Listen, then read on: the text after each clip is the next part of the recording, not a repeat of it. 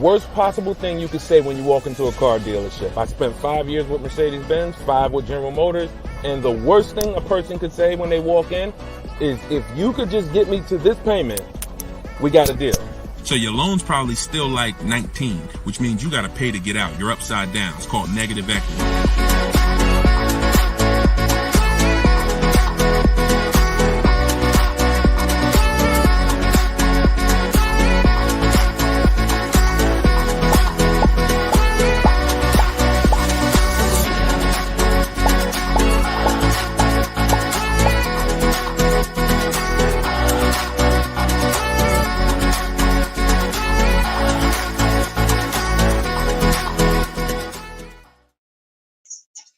Welcome. Let me mute this because I got the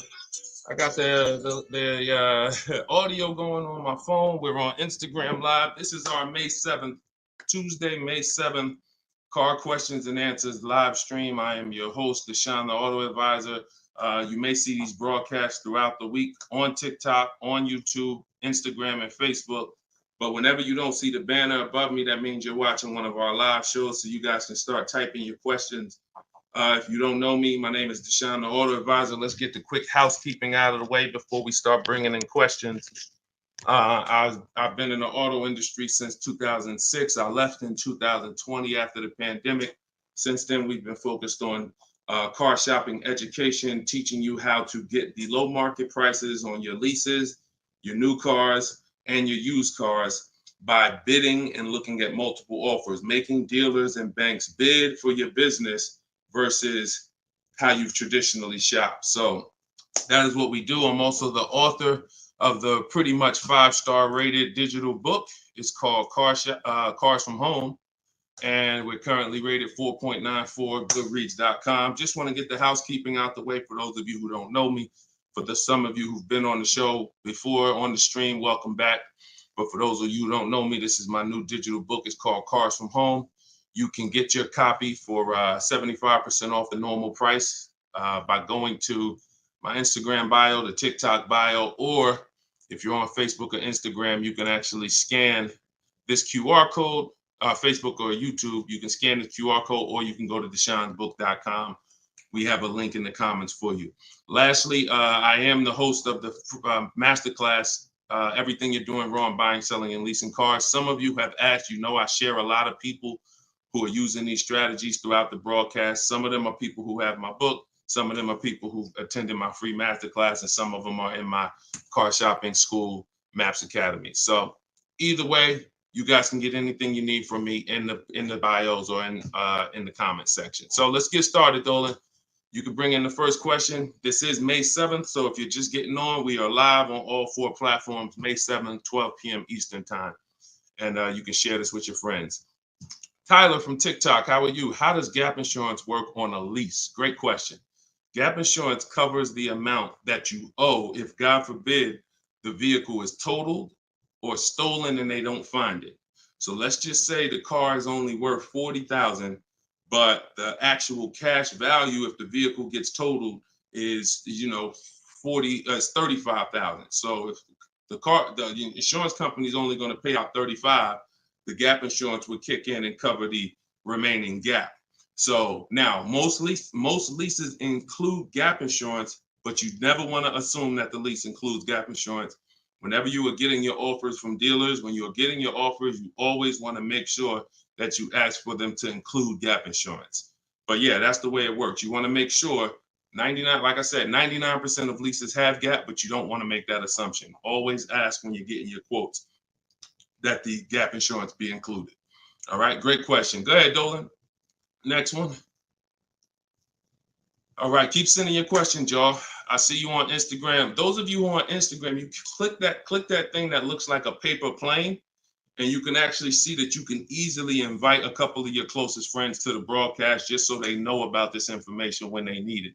Because 1 in 5 people are shopping for a car at any given time. So 5 people in a group, 1 of them is going to be shopping for a car, and we want to make sure you guys have the knowledge you need. Go ahead, Dolan. Guys, make sure you are typing your questions all in one question. Try to get it all in one question. What's up, Instagram? This one says new car parts are hard to replace. The dealership wants old cars back. Anybody who's in the business of buying cars wants cars. So it's not just the dealerships, it's the online buyers, CarMax, Driveway, Carvana. They want cars. Local people who buy and sell cars, they want cars. Wholesalers who buy cars to sell to dealerships, they want cars. If you get what I'm saying, you understand why you need to be making people compete. See, we take one buyer. That's what you've been taught to do. You've been taught to take one buyer, one person who wants your business, and give them the opportunity to negotiate. What we teach is for you to actually go to multiple people who want that business and make them compete. And that's how we make sure we get below market prices, because we in order to get below market prices, you must see enough offers to know the market. I'm gonna say that again. In order to get below market prices, you have to know you've seen enough offers to where you know the market.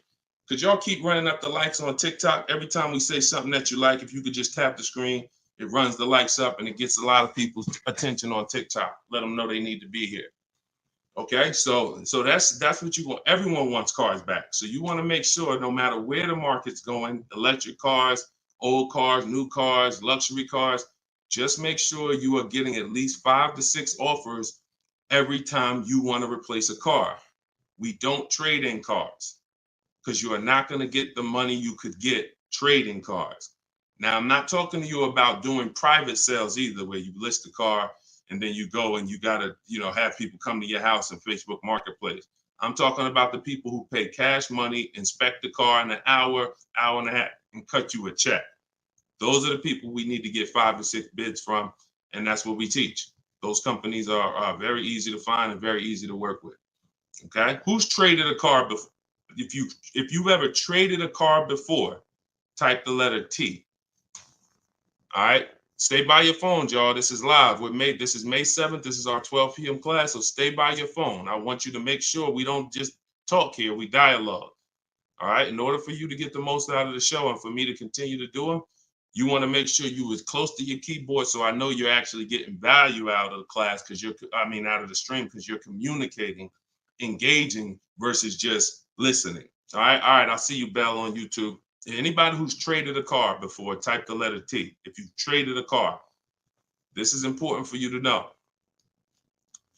It's almost impossible.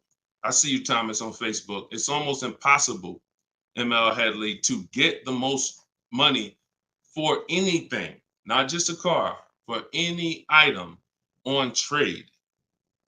So we don't trade. We don't trade. You're not going to get the most money, and you're not going to know that you got the best offer.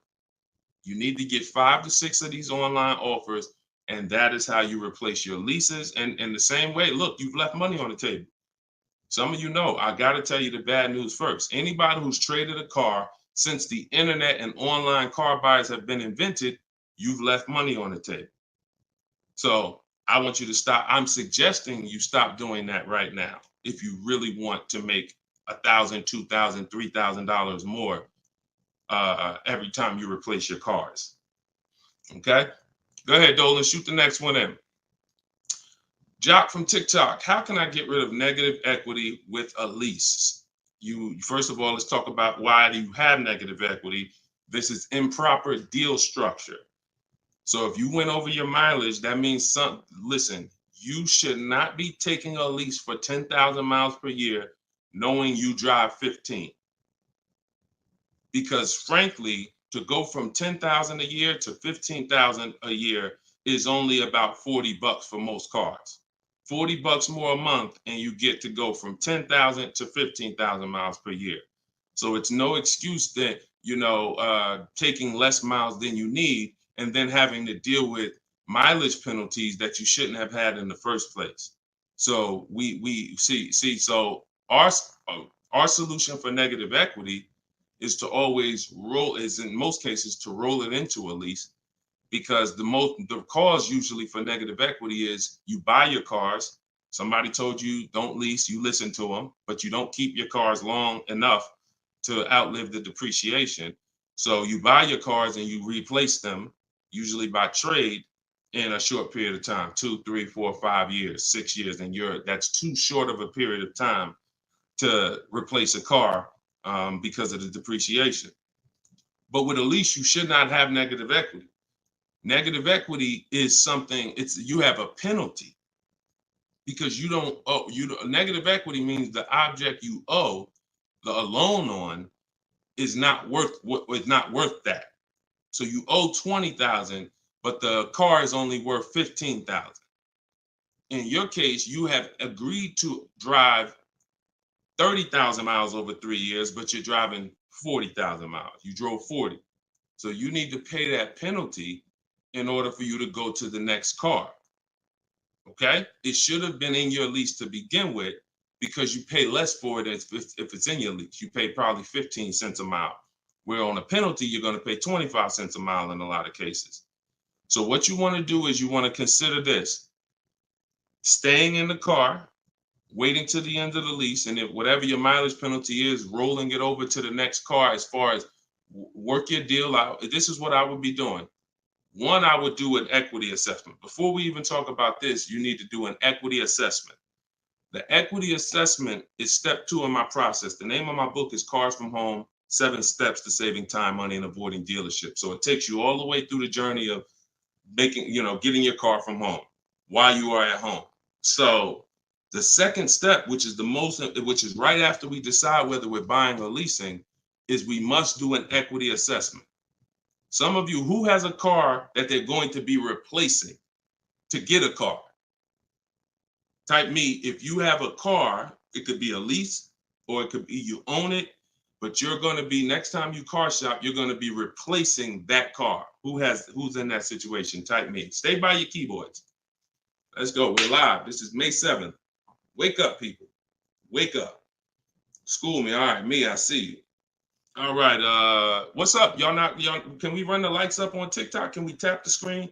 Can we tap the screen if y'all gonna spend time with us on TikTok? Tap the screen. All right. Okay. Let's go. Let's go. Come on. Don't play TikTok. I'll close the broadcast. All right. Y'all not paying me nothing. Okay.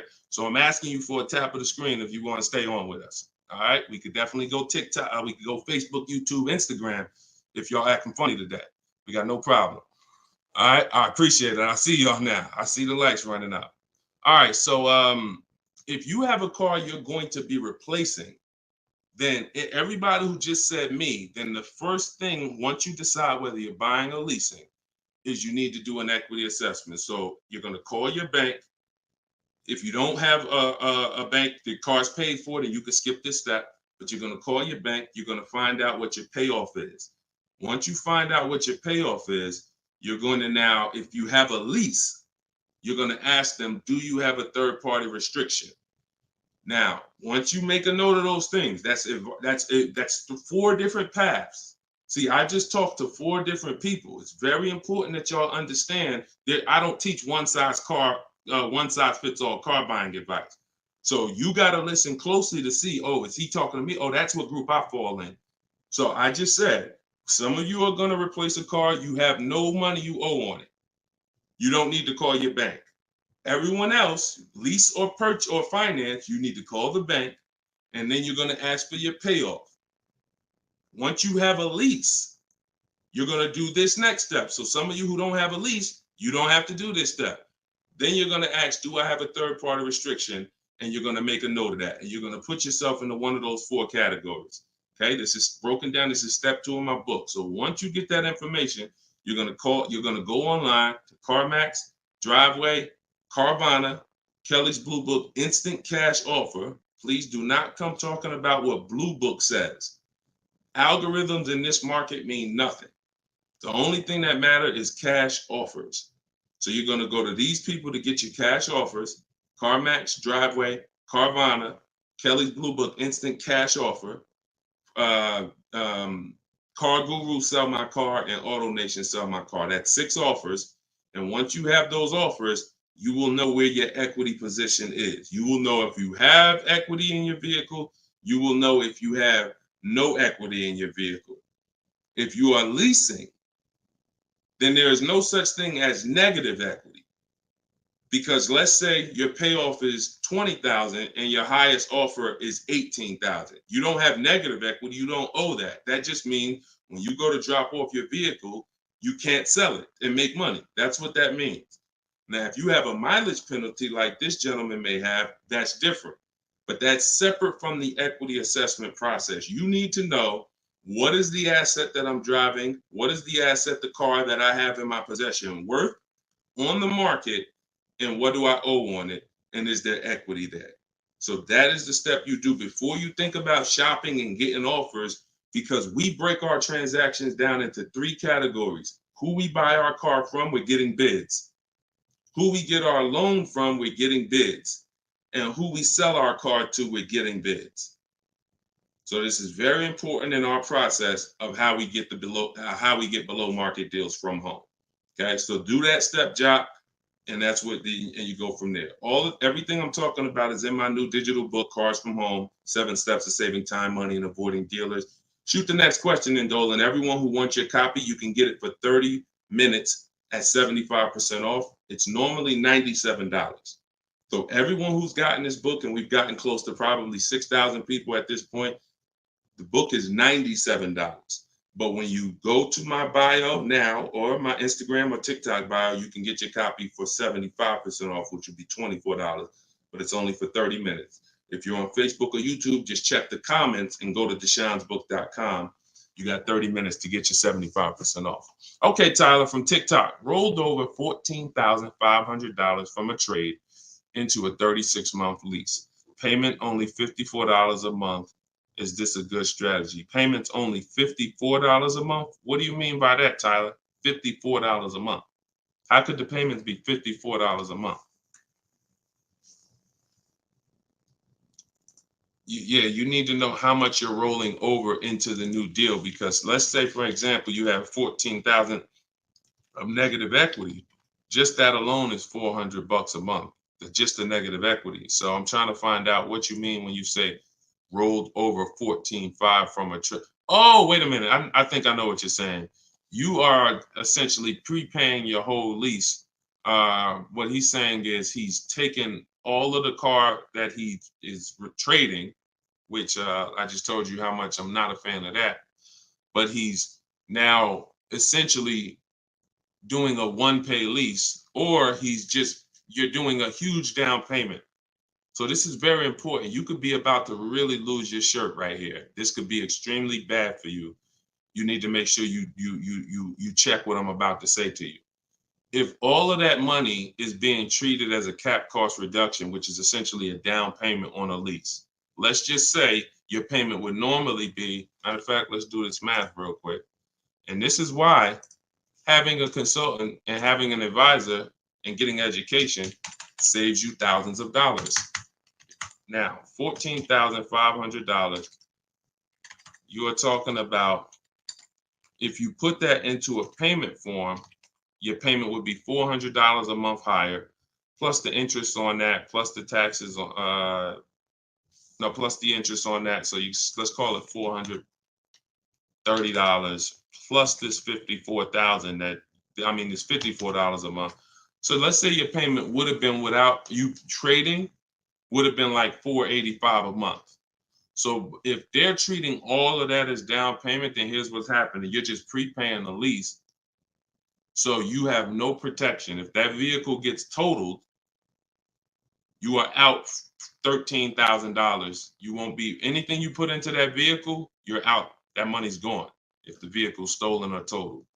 So what it makes more sense to do is to see if there's multiple security deposits that you could put. You need to get your offers, though, with no money out of pocket, because you can't look at one-pay leases and you can't look at multiple security deposits if you don't know what the original deal was without them. So if my payment is $500 a month, and then if I put multiple security deposits down, it lowers it to $450 a month, then that could be a good offer. If it lowers it $20 a month and I got to give them $6,000 to hold, then it doesn't make financial sense. That's not a good return on you holding $6,000. But I'm always comparing it. This is something we teach called advanced leasing strategies. This is not for everybody.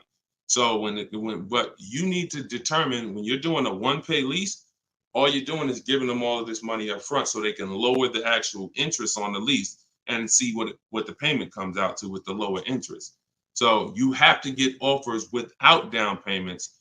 This is why I'm saying when we shop, we never shop with down payments, whether we're buying cars or leasing them.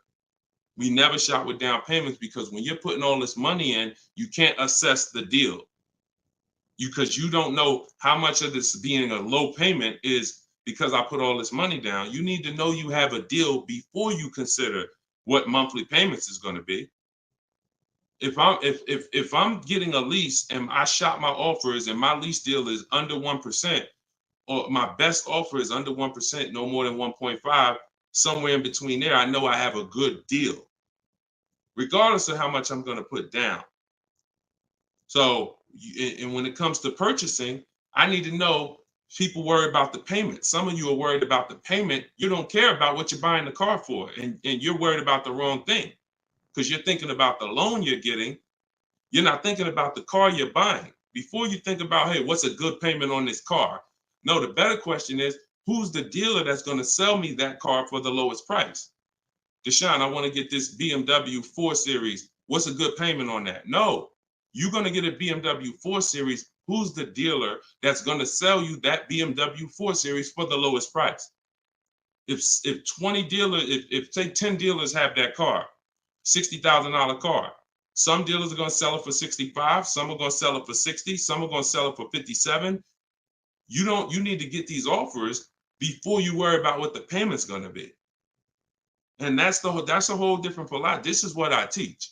So I'm never going to be in the business of not teaching you to understand the numbers because we make it simple. Whether you're using my book, whether you're paying attention on these live streams, when you are shopping multiple offers, you eliminate this. You cannot be a payment shopper because you'll just be throwing money at deals and thinking you got a deal, but you didn't get a deal. You just threw so much money at it that it lowered your payment to something that you felt good about. Doesn't mean you didn't overpay for the car. All right? Very, very important, y'all.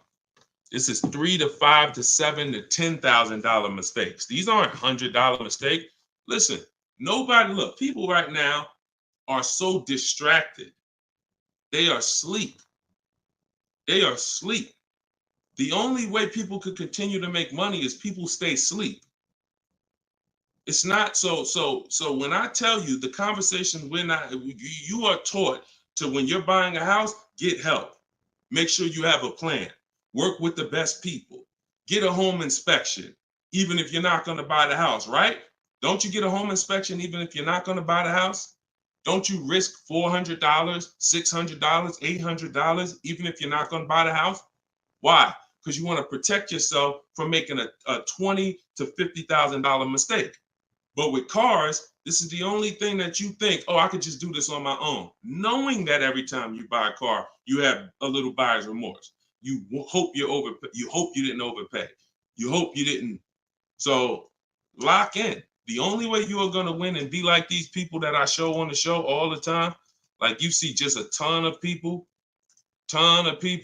that's paying ridiculous prices, below market prices. And I got more to show y'all. Like my next show, I got like 3-4 million people that hit me with their deals they got in the last 2 weeks that I haven't even pulled in yet.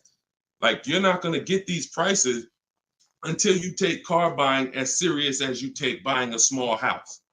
Once you start doing that, then you'll start saving 5 and 10 and 15 grand on some of these cars. Until then, you're gonna keep just moving the way they want you to move. Go ahead, Dolan.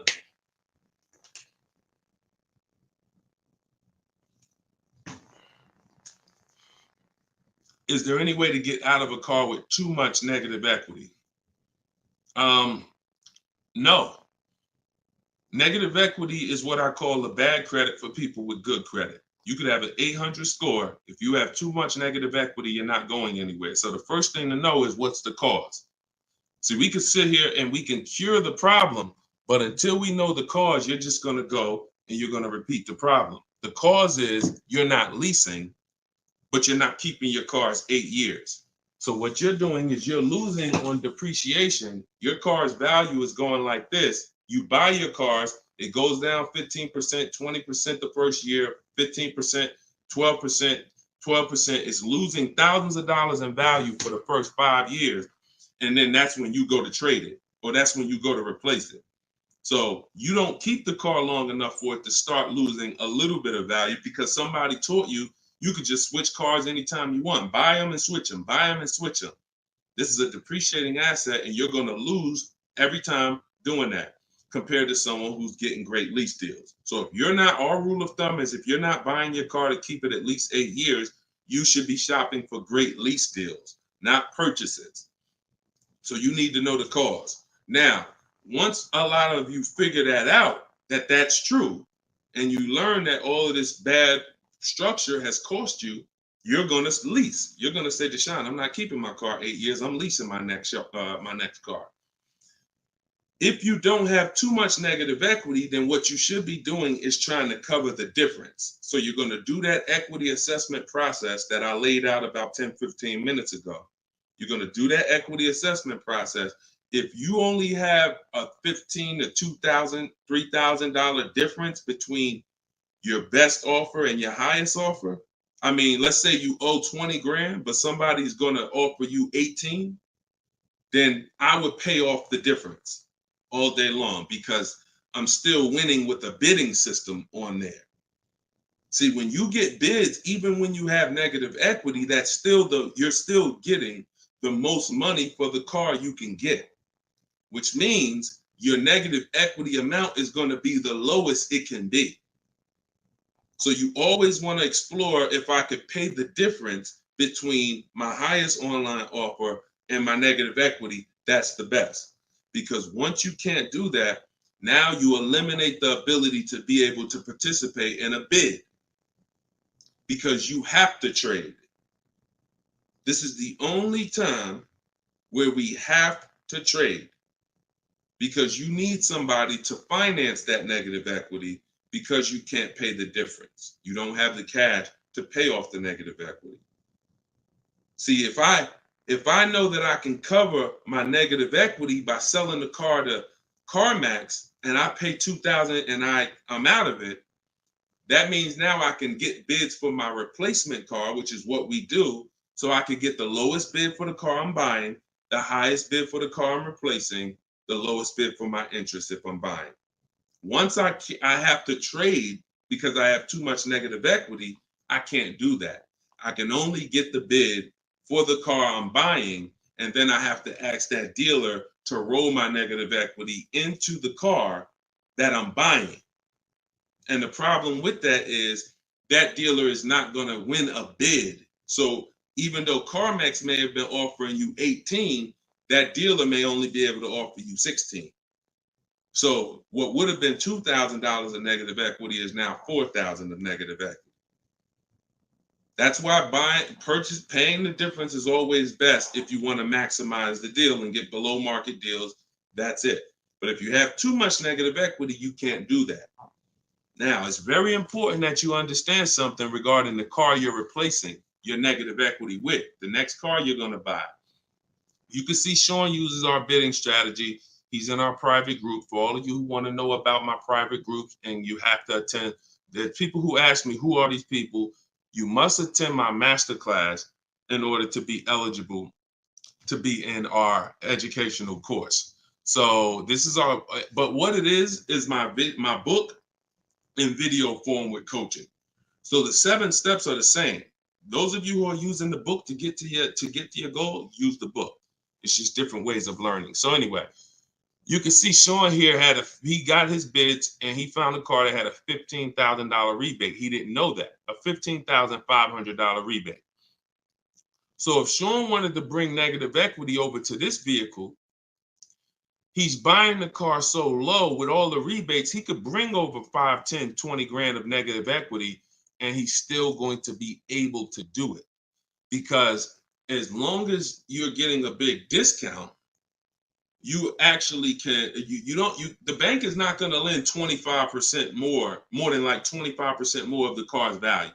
So you can't slap 10 grand of negative equity on a $30,000 car. And the bank is going to look and say, why would we lend $40,000 on a car that's worth 30? There's something called loan to value ratios. It's in all forms of lending, loan to value. So you have a cap based on the price of the car. There's only 25% or so more that the bank is going to lend. So if you're trying to do no money down deals, having too much negative equity prevents those. So this is why we need to get out of negative equity and stay out of it and start leasing. Stop buying your cars. The only time you actually switch from a purchase with negative equity, I own my car and then I'm switching to another car and it's a purchase, not a lease, is if you had like an emergency. You were going to keep the car 8-9 years, but you just had a bunch of kids and now you need a whole different car. It's a life. But if you're not keeping the next car 8+ years, you shouldn't be buying again. You're going to be back in negative equity every time. Okay? All right. Go ahead, Dolan. You can shoot the next question. TikTok, I see y'all. We are live. This is May 7th. This is our 12 p.m. Eastern time show. If y'all can, every couple minutes, if you could tap the screen, if you're enjoying the show, if you're enjoying the stream, keep running the likes up on TikTok. Appreciate y'all. All right. Instagram. My lease on a CX5 is coming up. Car max value is showing $21,000. My buyout is like $18,000. Should I buy it and keep it? No. Why would you go from a lease with a great, and look, I'm going to talk different on every show because I know some of you are new. Okay? Who's new here? If this is your first time ever on a live broadcast, on a live stream with us, just type the number 1 and then we'll answer the brother's question here. Who's new? All right, I see you, Khaleesi, on TikTok. I see you. If this is your first time on a stream, you've never been on Car Shopping Questions and Answers with us, type new. Okay, I see you, Matt, on Facebook. I see you, Vince, on Facebook. Melanie on YouTube. DJC Square, I see you. Okay, I see you, John, on YouTube. Okay. All right, TikTok quiet today, boy. I never saw TikTok this quiet. They ain't hitting no likes or nothing. That's all right. God bless them. God bless them. All right, so Instagram. Let's talk about this. Let's talk about this equity position you're in. Right now, you could sell that lease and make $4,000. Why would you want to go from a lease, which is a not keeping my car 8 years? I want full warranty. I want low payments. I want to drive a lot of car for a low amount of money. Now I can shop for this new deal, get a great deal on the CX5. Just so you know, understand something. CX, look, let me show you something. This was Tiffany rode in, and Tiffany got a Mazda CX50 a couple weeks ago, not too long ago. Look at this. So let me show you just kind of what this could look like in a great world. So you understand, she got a 2024 Mazda CX90. She literally paid the sticker price on it was $44,000. She used our system. She actually wrote, this is a testimonial about the book. So you can see at the top, says, I believe we got a great deal from what we learned from the rest of the book. So look at this. She got bids, $44,800 vehicle. She ended up getting a $6,530 discount. That was her best offer. And then, so her lease payment on this would be incredibly low if there's a good lease program. But you're not going to save this kind of money negotiating. You want to sit at home, get bids, contact at least. We get at least. We don't make a decision until we get 5 to 7 offers. We will not make a decision on a car until we get 5 to 7 offers, because 80% of dealers are overpriced. So you say you can get you might be able to get a lease price on this car for, $400 a month, no money down, for, $450 a month. Something, it might be lower. I don't know what the below market deal on your replacement Mazda is going to be. And then you could actually put that 21.4 in your pocket. So you could say, hey, the difference. So you would sell the car to CarMax for, and you would make $3,400. Just so you know, my mother sold her Mazda 2 years ago when the prices were real high, and she made $10,200. So why would I go from being able to do a deal like that, getting a new car, low payment, no money out of my pocket, put $3,400 from my old lease into my bank account? Why would I want to go from doing that to buying a used car, which is buying a 3-year-old Mazda, which is what you're suggesting when you say, should I buy it and keep it? What about that deal makes it better? If you figure this, Your buyout's 18. What's the payment on $18,000 plus taxes? 20 grand, 21 grand. What's the payment? $400 a month for 5 years. So why would I go and buy a 3-year-old used Mazda for $400 a month when I could go and I could lease a brand new Mazda for $400 a month and then turn around and again, if you're not buying this car to keep another 8 years, it makes no sense to buy a used car right now. It makes zero financial sense. Not only that, you're gonna spend the same amount of money over the years that you could have drove brand new leases for. There's no benefit. There's no benefit. This is what it is. We've seen this thousands of times over the years, hundreds at least. You know, I know it's happening thousands of times. People are buying their leases every day. They're not realizing they're just buying a used car. That's all you're doing. So I go from leasing to buying a used car, which means something in me has to change. Those of you who are buying used cars, you should be buying them to keep 8, 9, 10, 12 years. Not 4 years, 5 years, 6 years. You're driving old cars for the same prices you could be driving brand new leases for. Same prices. So why would I drive a bunch of older cars, 5, 6, 7-year-old cars? By the time I pay it off, it's 10 years old, 11. Why would I do that if I could be driving brand new cars for the same prices? So it's important for you to understand. That's why this is the first step in my process is we got to know, should we buy or lease? And the only people who should be buying are 8+ year people. The goal is to keep the car 8 or more years. Then we're going to buy it. Yep. I'm here. I see you. You know, I always butcher your name, but let me just call you EP. EP, I see you. Go ahead, Dolan, shoot the next one up. We got a couple more minutes. We're on here for a couple more minutes. How do you negotiate a purchase online? Looking at a car 3 hours away and I'm not able to go in person.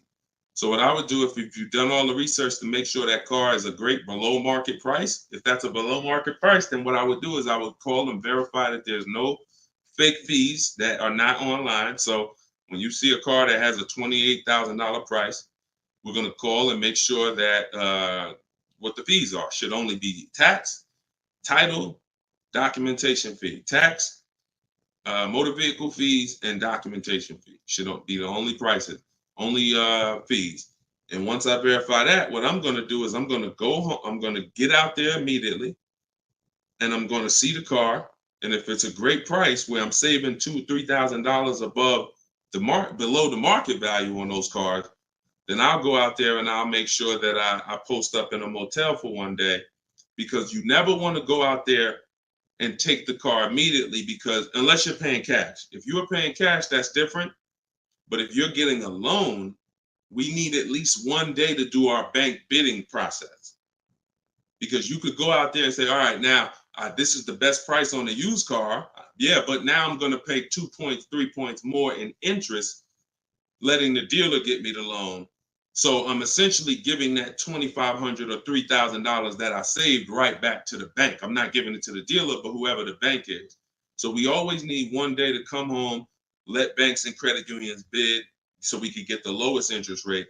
And then we call that dealer and we let them bid against it. But that depends on how you're going to pay. But that's the process. You get out there, you test drive the car.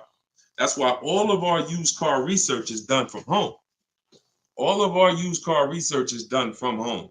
By the time we get to the dealer, the only thing we're doing is going there to test drive the car and lock up the deal. The prices we've already verified is the lowest prices in the market. So once we verify there's no bogus fees, that's our process for wrapping up the deal. That's right, man. You know I'm always watching and unlearning and relearning, boss man. Appreciate you. I appreciate you, EP. Always a pleasure. All right, go ahead, Dolan. Yeah, some of you are looking for your used cars locally. There's no way you're getting the best prices. If some of you are looking for your used cars 25 miles, 50 miles, 100 miles, there's no way you are getting you're getting below market prices. That's just not enough inventory to look at for you to see, Oftentimes, it's literally a dealer that's an hour, 2 hours, 3 hours away who may not be in the city. They don't have the traffic that that person has, and oftentimes they'll have a below market deal because of their particular circumstance. So if you're just shopping 10, 25, 50 miles outside of your radius, that's just not enough of a radius to get the below market deals. My brother leases up. He's over miles. Equity assessment. That's it. I just went over that about 20 minutes ago. I can't go over it again because there's people who watch the stream and it's not fair to them. But we do have this stream on replay. If you go to YouTube or if you go to my Deshone the Auto Advisor Facebook page, and you can find the section that I did only on that. Okay, it's called the equity assessment. We had another person on here that's over miles. And, once you do that equity assessment, then you want to weigh that, compare that to what the mileage penalty is. Because some people, the mileage penalty is only going to be $750, $1,000, $1,500. You could have that rolled into your next lease offer. What you do is just negotiate your best lease offer and then say, hey, look, I need you to cut a check for, $1,500 to my old lease company. Now that's going to raise your payment. So if I got a below market deal, let's say, give you an example. Let me show you with a real life example. So, so Charles, let's say Charles, he gets his Hyundai Palisade, he gets it for $597 a month, but he has a mileage penalty of, $1,500 that he needs. This dealer who won his business, he needs them to pay that to his old lease.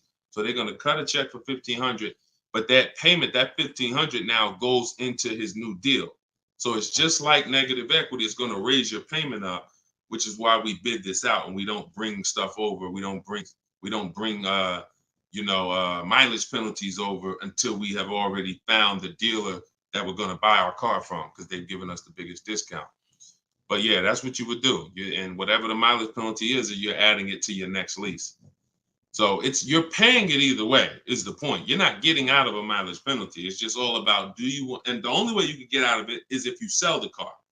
So that is how you get out of it. Because when I sold my Jeep Grand Cherokee lease, I was over miles by probably, I think I had 42,000 miles on it and I contracted for like 39. But that's because I extended the lease. And when I extended the lease, I was doing more driving, and I just said, I knew I had so much equity in the car, because again, that's when cars were worth literally $7,000 to $12,000 more all through the pandemic. 2020, 2021, 2022, we had people cashing out, making $8,000, $10,000, $12,000. Some of you might have saw some of our videos and used what we were teaching then. So once you do that, that's the only way you get out of a mileage penalty is you sell the vehicle and then it's all whole. But if you're not doing that, that mileage penalty is going to be paid. It's just what I just told you is a way to get the deal done without having to pay the mileage penalty out of your pocket. You're rolling it into your next deal. All right, go ahead, Dolan. All right, y'all, this is our Tuesday 12 p.m. stream. We're on here for a few more minutes. Keep your questions coming. Try to get to as many as we can. Everything I'm teaching y'all, if you guys do not want to remember this, if you're like, Deshone, I want something where I can see step-by-step your plan, you want to go to deshonesbook.com. We got the banner on the screen. If you're watching us on TV, you can scan the QR code with your phone and you can get my new book. It's a digital book called Cars from Home, 7 Steps to Saving Time, Money, and Avoiding Dealerships for 75% off. So you'll get it for $24. You won't pay the normal $97, but it's only for 30 minutes, okay? After 30 minutes, it's normal price.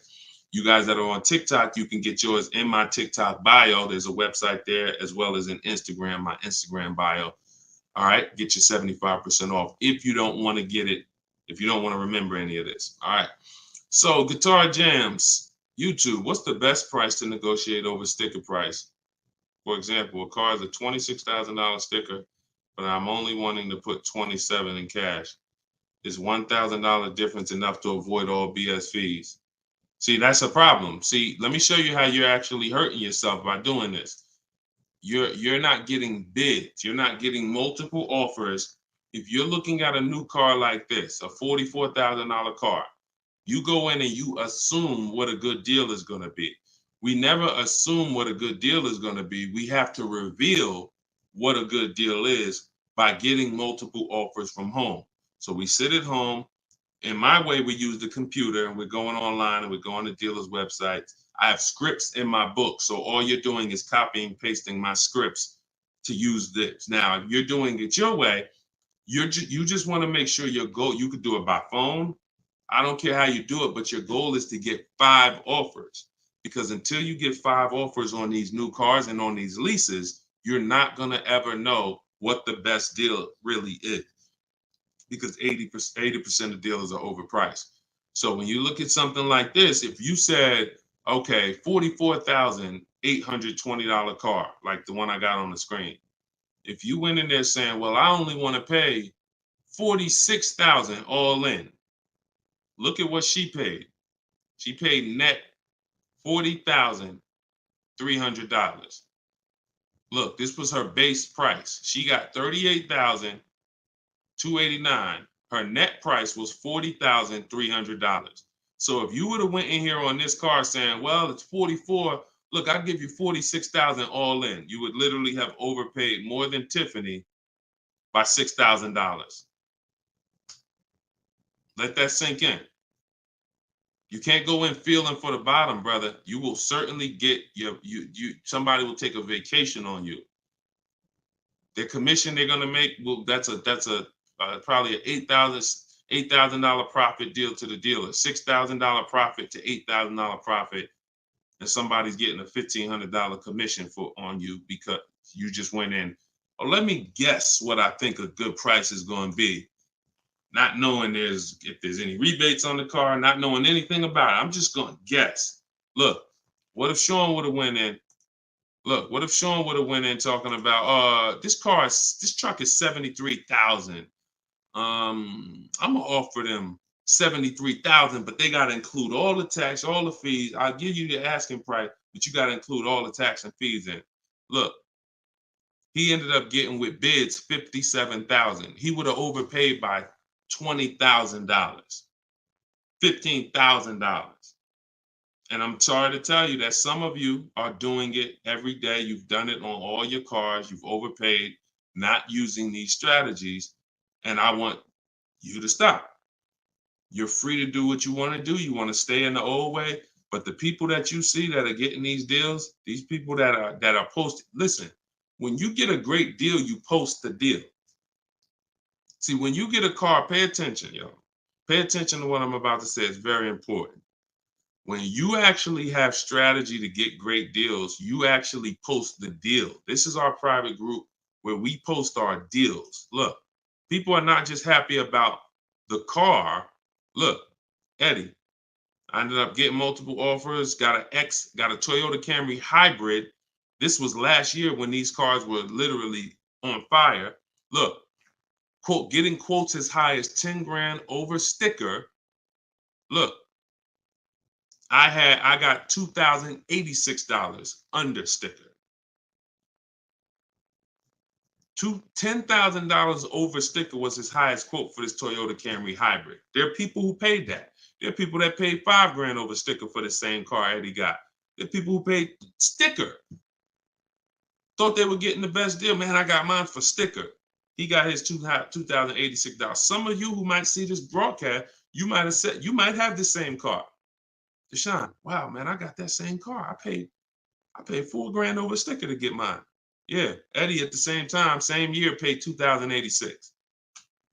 Sorry to tell you, but you overpaid about 4 or 5 grand. This is real. We're not sitting up here doing this talking about hundreds. There's nothing y'all hear me talk about in these streams that had hundreds of dollars. And frankly, unless you are rich, you can't afford to lose $2,000, $3,000, $4,000 every time you buy a car. You can't afford it. This is where you're losing. So what I would tell you, Guitar Jams, is do what I just said over the last 10 minutes. Get bids. If you want the system for doing it, that's in my book. If you want to do it your way, I don't care how you do it. Just get at least 5 to 7 offers so that you can see where the best offer truly is. 8 out of 10 dealers are overpriced, and you don't know how bad they're overpriced until you get all your offers. 10 grand overpriced, 5 grand overpriced. All right. Go ahead, Dolan. Shoot the next one in. Great question, though. Can you get a deal when you build your own car? Absolutely, Sherry, but you want to get those offers before you agree to buy something from anybody. So if I'm ordering a car, I'm getting 5 offers, 10 offers. I'm getting 5 to 7 offers, not 10 offers. See, in my book, I have a process called the 25 to 5, where we connect with 25 dealers online in 20 minutes. And our goal is to get 5 to 7 offers in 48 hours. So once that happens, we don't order a car until we verify the car doesn't exist in the market. See, because when you walk into a dealership or call 2 dealerships and they say, oh, we don't have that car, but we could order it for you. Now, what are you doing? You only talk to 2 dealers. What about in the 25 dealers that we talk to? What if 7 of them or 10 of them have that car? So you just talked to 2. Now they got you ordering a car. We don't order until we talk to these 25 dealers online and they tell us, hey, nobody has it, or it's only 2 out there, then we might order. But that car could be sitting right around the corner from you, or 30 minutes away from you. People could have 5 of them. An hour away from you, people got 3 more of them. But because you're just local, you think, oh, I need to order this.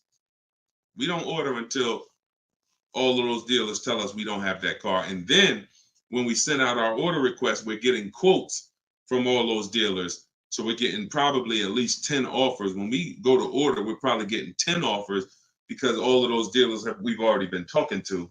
And any of them could order us a car. I had a young lady 2 years ago, no, last year, the new BMW came out, the new BMW X4M, and she got quotes. And to order, nobody wanted to give her below sticker price. Some were higher than sticker. The person who won the bid was giving her $3,000 below sticker.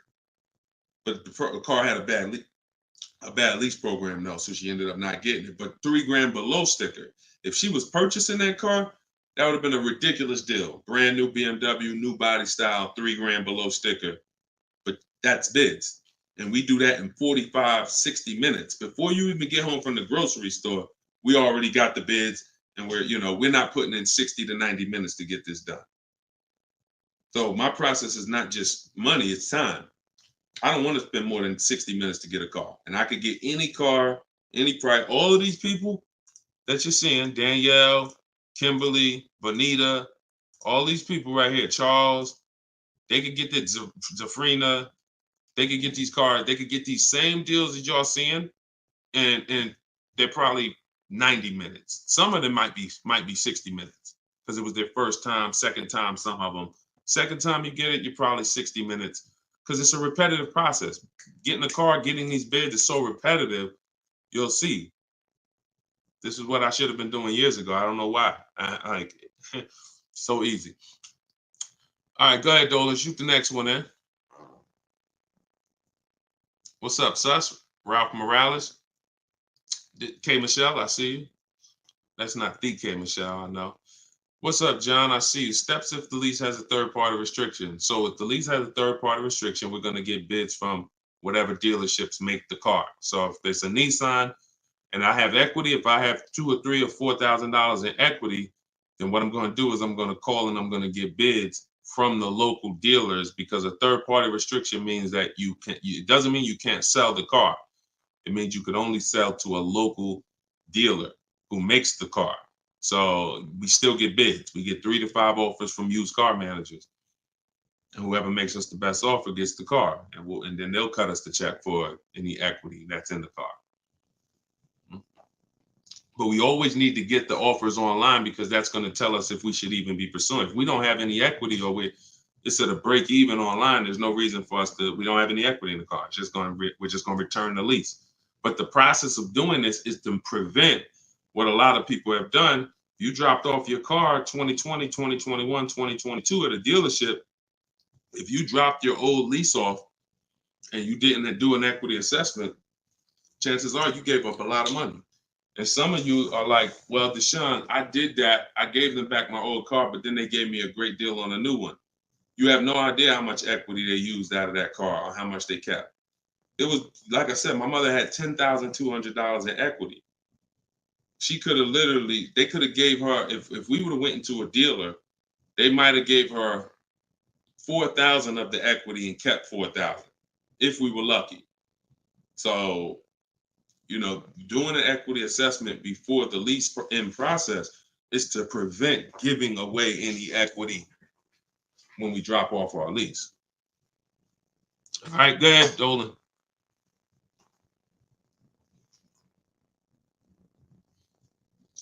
This is our Tuesday, May 7th live show, 12 p.m. If you don't see the banner above me, that means we're live. So you can type your question. Dolan will bring them in. We got another couple minutes. Hey, Deshone, currently in talks with dealers for a good offer. Thanks for all your help. Great. I feel empowered and confident I'll get the best price. Get the book, everybody. Stop leaving money on the table. Thank you, Nico Smooth. See, it's empowerment. It's the only way to feel empowered. You are not going to feel empowered going and negotiating with a car salesman. Anytime you're working with us, it's already set up for you to leave not able to guarantee you got the best deal. Nico Smooth, he's going to guarantee it. I don't know if that's a woman or man, but they're going to guarantee it because they're getting offers. They're getting offers. If you went in, if you had to buy a 100-inch TV and you just went out right now in the first store you found that had one, you just paid it. Or you looked and said, man, I think that's a good price. 100-inch, man, that's only, $900. I feel like that's a great price. Meanwhile, you didn't look on Amazon. Amazon had a better brand for, $200, $300 less. Or Amazon had the same brand, or Walmart had a better brand for $300 less, or Best Buy. These are the same principles. It's impossible for you to go into a car dealership and get a good deal and you don't know the market. The market you only know through getting offers.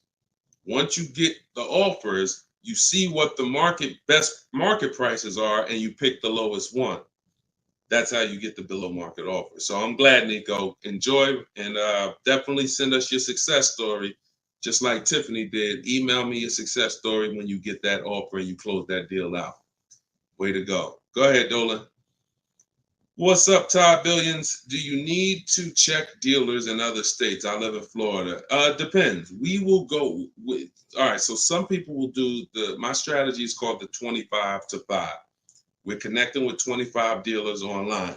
Some people, they do it through offers. If the state is not too big, maybe their 25 dealers is all, if their state is really big, maybe the 25 dealers are all in the state. But some people, they might only have 12 dealers in their state, and so they're going cross state lines, and that's very common. That's very common. If you look at Sean posted in our group, and he said he ended up expanding his search to 150 miles outside his area to find this deal. He said, I'm going to another state to pick this up, which is something I never would have thought of before, before he attended the class. So he attended my master class. All of you who want to attend my free master class, it's called Everything You're Doing Wrong, Buying, Selling, and Leasing Cars. You can go to my TikTok bio, and you can go to my Instagram bio. We have a comment in the comment section for you guys who are on Facebook or YouTube. But this is, the local business is going to die. When you see and you shop online the first time properly, you're going to find out that the local business is going to be dead to you unless they win the bid. And you're not going to be committed to local anymore because, look, Sean is driving to another state because his best offer, it saves him $4,000. So no other dealer near him made him the other offer. This dealer that's in another state made him, and it's $4,000 better. So literally, if he has to drive 4 hours, 2 hours there, 2 hours back, he's literally making $1,000 an hour. This is the money we talk, big money talk. So yeah, go as far as you need to get 5 to 7 offers and get the below market deals tied. Go ahead, Dolan, shoot the next one up, brother. Great question.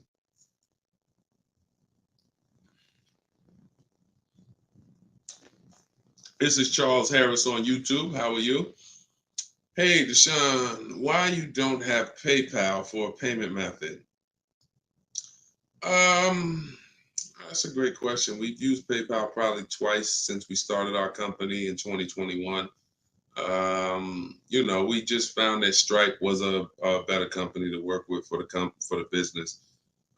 We do have, I believe we have Klarna. So for those of you who are familiar with Klarna, they'll let you break up the payments interest free.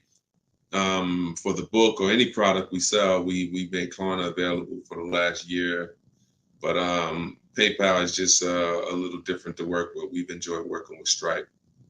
So hope that helps. Go ahead, Dolan. Right, we just hit the hour mark. Got a couple more. We'll try to take a couple more before we wrap. Lenice from Instagram. By the way, everybody, if you just jumped on, this is our Tuesday, May 7th, rather, 12 p.m. live. So we are live. So feel free to ask your questions. If you don't see the banner above me, then that means we're live and you can type your questions. Is purchasing a car from Enterprise Car Sales a good idea? In order for me, when we're shopping for used cars, like I have this used Infinity truck. We got it a year ago. It was 2020, so it was 3 years old. When we found that car, when I narrow it down to my top 3 to 5 used car options, they have the best title histories, the best service records, the best accident records. They're the best price in the market. They're below market. And then I verify what the brand new price was, because you can't know a car is great until you know the new car price. Because if a car was 50,000 and they're asking 30, that's different than a car that was 55,000 and they're asking 30.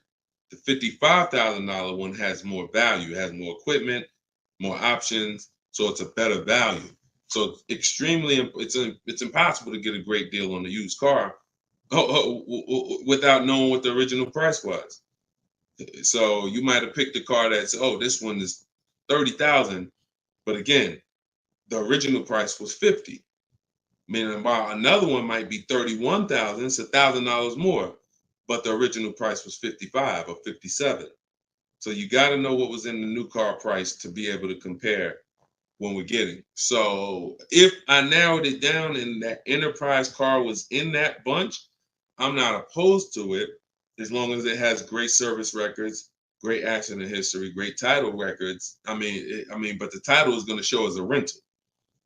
So when I say great title history, you got frame damage, you got salvage titles, you got rebuilt titles, cars that have been totaled, rebuilt.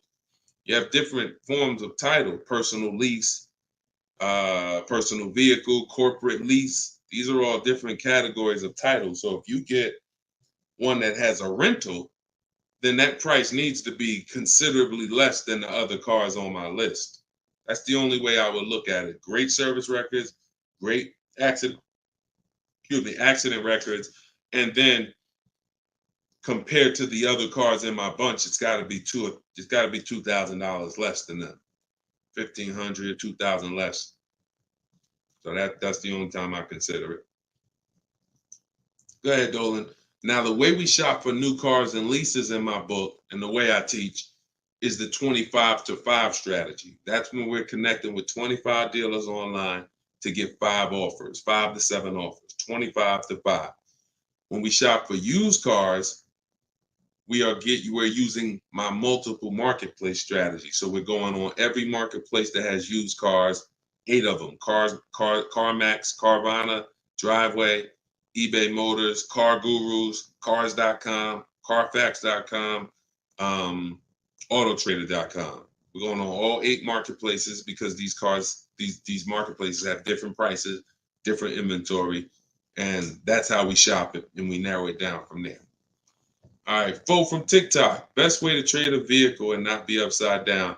We already had 2 questions about negative equity. So what you want to do, Fo, is either go to YouTube and go to Facebook. The replays are there once we end the show. Just find somebody who had that same question. Somebody asked about replacing a car that they had negative equity on. Upside down, negative equity, same thing. Just 2 different terms. Go ahead, Dolan. Everybody getting value out of the show. If you're getting value out of the stream, type $. Type a $. If you're getting value out of the stream, type a $. All right, everybody getting value? All right, I see you. Perfect. Good. Good. I see you, John. I see you, Tracy. All right, I see you, Sterling. Yep. I see you, Charlene. I see you, EP. Perfect. Glad everybody's getting value. Charlene said, thanks for the education. I just finished the first read of your book. Now I will start the process to buy a new car following the 7 steps. Congratulations, Charlene. Way to go. Now, some people choose to go the book step by step. So the last step that Charlene just said, step 7 is delivery. So you're not really getting, some people do this. And I can't, it depends on how you learn. The book is set up in a way where everything I teach is set up in a way, when y'all hear 7 steps, it's set up where if we talked on the phone, I would be saying, do this first, call me back. Do this second, call me back. Do this third. And then by the time we get to step 7, we're setting up for delivery or the pickup of the car. So some people never read the whole book. They just do 1 step at a time, and they never see step 7, me congratulating them for delivery, until they are at that step. Some people read the book straight through and then come back and do the steps. So whichever way you decide is up to you. The quickest way to your car, the quickest way is to just do 1 step at a time and then not read forward until you get to that step. But everyone learns different, and everybody, that's just if you want the quickest way, you want to get a car in literally 48 hours, don't read the whole book. Read 1 action step at a time, cross it off the list, and get it done. And then you'll have your car in 48, 72 hours. Okay, go ahead, Dolan. TikTok, using your book, all of these lease prices I received are too high, over 1.5%. Next step. Well, as I mentioned, once you get 5 to 7 offers, that means that car has a bad lease program. Not the brand, the car. So that Jaguar has several cars. That particular one, and it could be that trim level, has a bad lease program, in which case I always say with leases, we want to have at least 2 to 3 options, because we cannot control the lease program. So whatever the dealer was, so if you see a 1.5% lease, 1.6, 1.7, 1.8, 1.9, then that 1.6, that dealer's beating everyone else. They're selling you the car less than everyone else. But if they're at 1.6, then that means their lease program is bad. That's why we always get 5 to 7 offers. If they're all over 1.5, that means the lease program is bad. And we do not lease cars with bad leasing programs. We go to our next choice, because you'll see, literally, it's day and night. A $60,000 car could have one lease price of $900, and then you have a $65,000 car like Frena got. $65,000 vehicle, she paying $579 a month. 2024 Jeep Grand Cherokee. Got it a little while back. So this is, lease programs make the difference. What we do is use bids to get the lowest price on the cars. We're gonna always get that. But once we can't control the lease program. So we always have 3 options. With purchasing, we don't need 3 options, because once we get our bids, we're gonna just find a dealer that's gonna be the lowest. Nothing else matters. We don't need to worry about a lease program. Go ahead, Dolan. German Tink from TikTok, I see you. If our credit is not good, I feel like we don't have room to negotiate. True? No, your credit, you do. You see, again, we're mixing the loan with the price of the car we're buying. That's where you're going to overpay. Because if you have a loan, you have bad credit, the only thing that should be affected is the interest you pay on the loan. That should be between you and the bank, the lender, not between you and the dealer. So what your job to do is, if you have bad credit, the lender you get your loan from is going to tax you for it. You're going to pay higher interest than what someone with good credit would pay. But what you should not be doing is overpaying for the car because you didn't get bids. So you can get bids for your car, and then you can use a company that gets deals done, that gets people loans, even with bad credit. And you know, I use Limbuzz. I recommend Limbuzz. I don't use them. I recommend them. So you could either pay a high interest rate and get a great price on the car, or you could do what most people do. Get a bad price on the car and pay a high interest rate because they're going and they're shopping desperately. So in my process, we would get with Limbuzz, get our pre-approval with Limbuzz, and then we would go and we would shop and get bids to make sure we're finding the lowest price on the car. See, once you learn what we're doing and you start doing what I'm telling you, using what we're talking about here, you're going to see the car price is independent from the loan. You've been taught to focus on the loan, which is how much my monthly payment is going to be. Oh, am I going to not be able to negotiate? The car's price we're negotiating has nothing to do with the loan we're going to use to buy it. Okay? So everything that I taught from today, guys, is in my book. It's my new digital book. It's called Cars from Home. You saw it if you were here earlier. We're rated 4.94 on Goodreads.com. Thank you to everyone who's reviewed the book and gave us 5-star reviews. You can get your copy in my TikTok bio for 75% off. That's $24.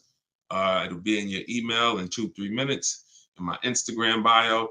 But don't let that timer run out, because then the price does go back up to $97. You can get yours for 30 minutes. And the same thing online here on YouTube, Facebook.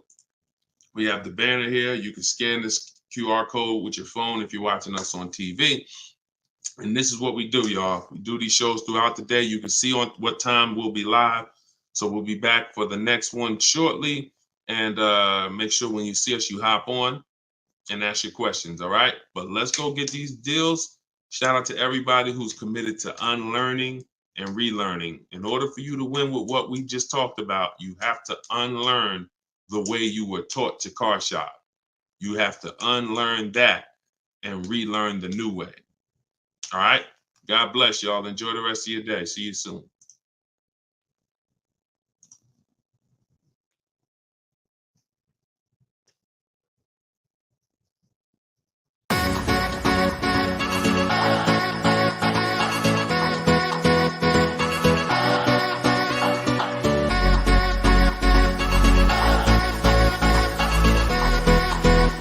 The worst possible thing you could say when you walk into a car dealership. I spent 5 years with Mercedes-Benz, 5 with General Motors, and the worst thing a person could say when they walk in is, if you could just get me to this payment, we got a deal.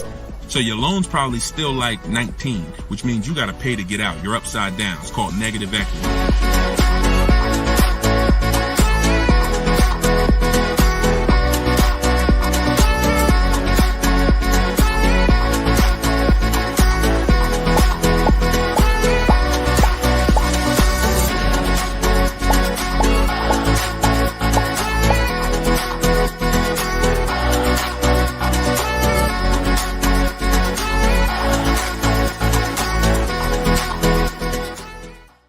In the next 12 months, if you are car shopping now, or in the next 12 months, I want you to type a 1 in the chat as you come in. My name is Deshone the Auto Advisor. I do these live streams throughout the week to answer questions when it comes to car buying the new way. We've been doing this, helping people really since 2021 through education. And so we teach an entirely new way to car shop. A way that has worked for thousands of people before you. And I do these live streams so that you can ask your car shopping questions, and we can try to get you the answers that you need to help you get below market prices, which is the only thing we settle for. So thank you to the people who are tapping the screen on TikTok, running up the likes. I appreciate it. We have Dolan moderating in the back, so you guys can start typing your questions. Everything I'll be talking about is out of my new digital book. It's called Cars from Home, 7 Steps to Saving Time, Money, and Avoiding Dealerships. Thank you to all who have reviewed the book on Goodreads, putting the review page up now. Thank you for helping us have pretty much a 5-star rating And everyone, as you're watching this, you can get your copy. If you like what you're hearing, if you like this new way that you're going to hear on these streams of how to car shop, you can get your copy of my digital book for 75% off in my TikTok bio, my Instagram bio, or we have a banner up for you guys. Or you can go to deshonsbook.com. So no matter where you're at, that's your special offer. All right. So Dolan, you can bring the first question in. I see you, Paper Chaser. Welcome to the broadcast. I see you, Benjamin, on TikTok. I see you. First time people. Welcome to all the first time people. If you your first time here, type of 1. Mario Soto, I see you on YouTube. Welcome. This is Chris on Facebook. Hey, Deshone, are dealerships willing to order a car for you if they don't have a car with the options you want? Everyone is usually willing to order a car because every dealer can order. But you want to make sure whenever you're getting an order quote, you're getting at least 5 offers. 80% of dealers are overpriced. So you want to make sure you're always getting on a brand new car 5 offers. And then you'll see how different they are. I had somebody who, I think we're on episode 17. This is episode 17 of Car Shopping Questions and Answers. So on last episode, I spoke about a young lady who ordered a BMW when it first came out last year, the new body style new body style X4. And through bids, she saw multiple offers. Most dealers were charging her $2,000 over sticker price. But once she got her 5 offers, at least 5, she probably got set 5 to 7. Her best offer was $3,000 below sticker. So I always say when you're shopping the right way, it should be a $3,000 to $5,000 to sometimes $7,000 difference between your best offer, which is the below market offer, and your highest offer, which is, the highest of all the other offers. So that's when you know you're shopping correctly. So make sure when you're ordering, you're following that model so you can make sure you're getting your best price. And you do this right from home. You could do it by phone, or you could do it my way, which is using the dealer's computer, the dealer's websites. We do copy and paste models to get quotes directly with dealers, speaking with them on their website. So as long as you do it, that's all that matters. All right, great question. Shoot the next one up, Dolan. Let me open up my phone on Instagram. My phone battery is low, but hope. Okay. Yes, everybody. This is our Tuesday 7 p.m. live stream. So this is live. Whenever you guys don't see the banner above me, then that means we're absolutely live, and you can ask your questions. We rebroadcast these streams all through the day, so you can send your friends, family to them. But whenever you don't see the banner above me, that means we're actually live, so you can ask questions. Okay, go ahead, Dolan. This is from TikTok. I need a new truck. Any advice? Or the first thing, all right, I'm getting ready to tell you the first thing you think about when you are in your position. And this is the first thing that all of you should have thought about. If you haven't thought about this yet, you've already skipped something that is very important. The first step in my process is always to ask ourselves the most important question. Does anybody know? I know we may have a lot of new people on here, but does anybody know what the most important question is?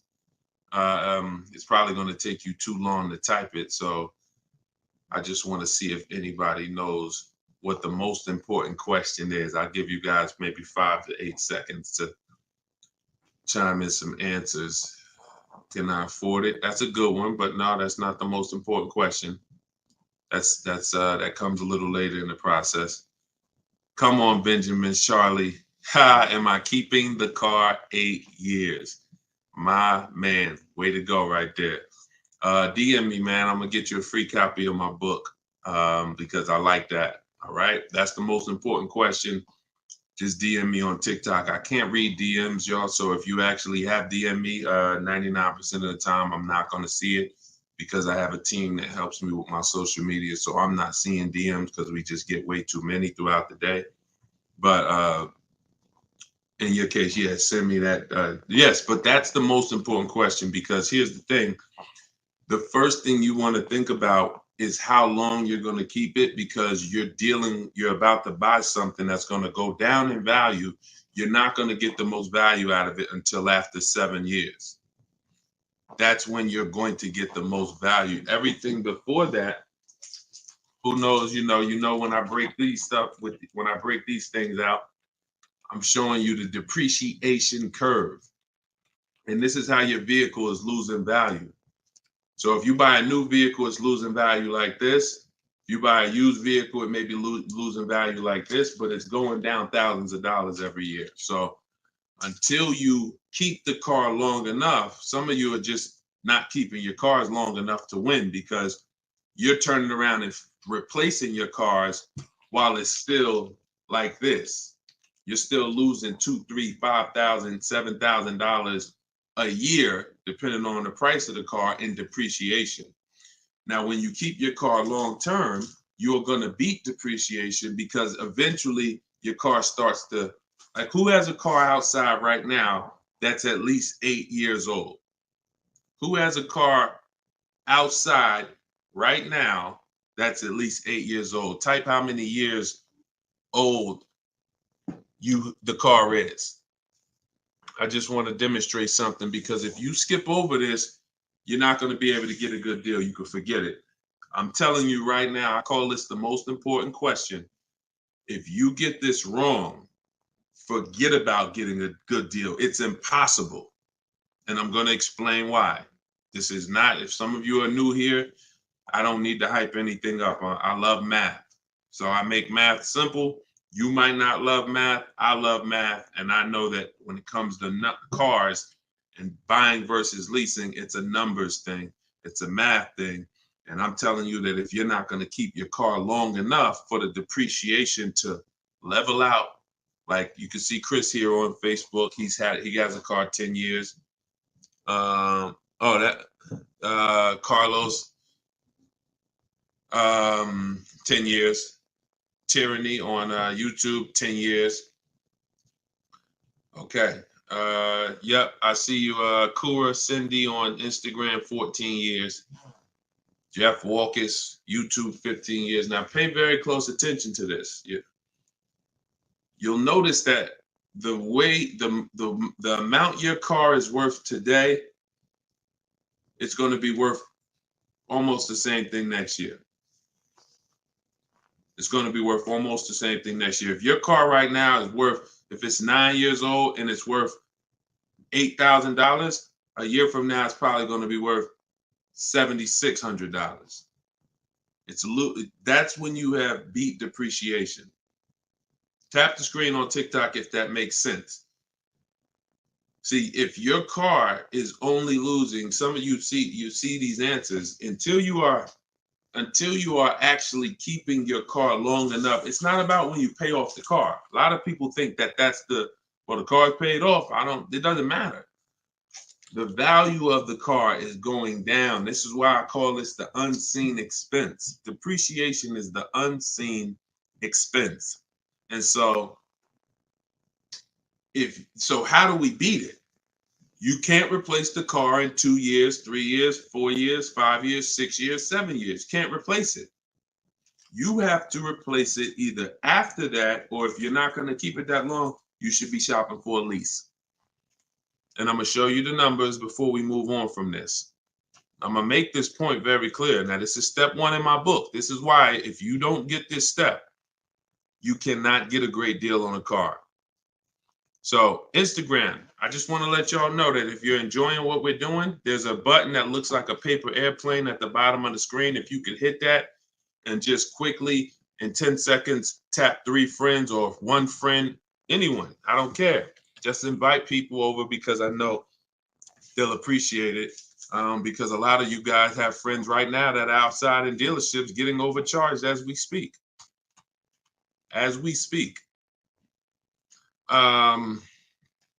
So when you look at long term, here's what you need to see. Look at this. And I'm going to show you to end this question from TikTok, and why this is what I call the most important question. It's the first question: how many years am I keeping the car? Because look at this. I'm going to use an example of this lease deal that Zafrina just got. So now Frina she shops for a 2024 Jeep Grand Cherokee. It's a $65,000 truck. She got an incredible steal on this vehicle. Her payment is $579 a month on a $65,000 truck. No money down. So she did this. She got bids. You're not negotiating for these deals. So I'm just telling you, if you guys want to get these deals, you need to use what I'm teaching you. If you want to get it step by step, it's in my book, in my TikTok bio for 75% off. You won't even leave the broadcast on TikTok. You can get your book for $24 and you'll have everything I teach step by step. And same thing on Instagram, in my Instagram bio. You can get it for 75% off for 30 minutes. So I want to show you guys this. And you know what? That lease deal is too great. I don't even want to use that. Let me use something that our average people are getting no problem. Because Zafrina's lease deal was just ridiculous. $579, $65,000 Jeep Grand Cherokee. From home, by the way. 60 minutes.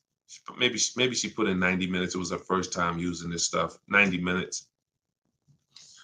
So Danielle got $550 a month. First payment was all she gave them. So there was no money down. She got an Audi A3, $44,000 new vehicle. She's paying $550 a month. Now, I'm going to ask you guys a question.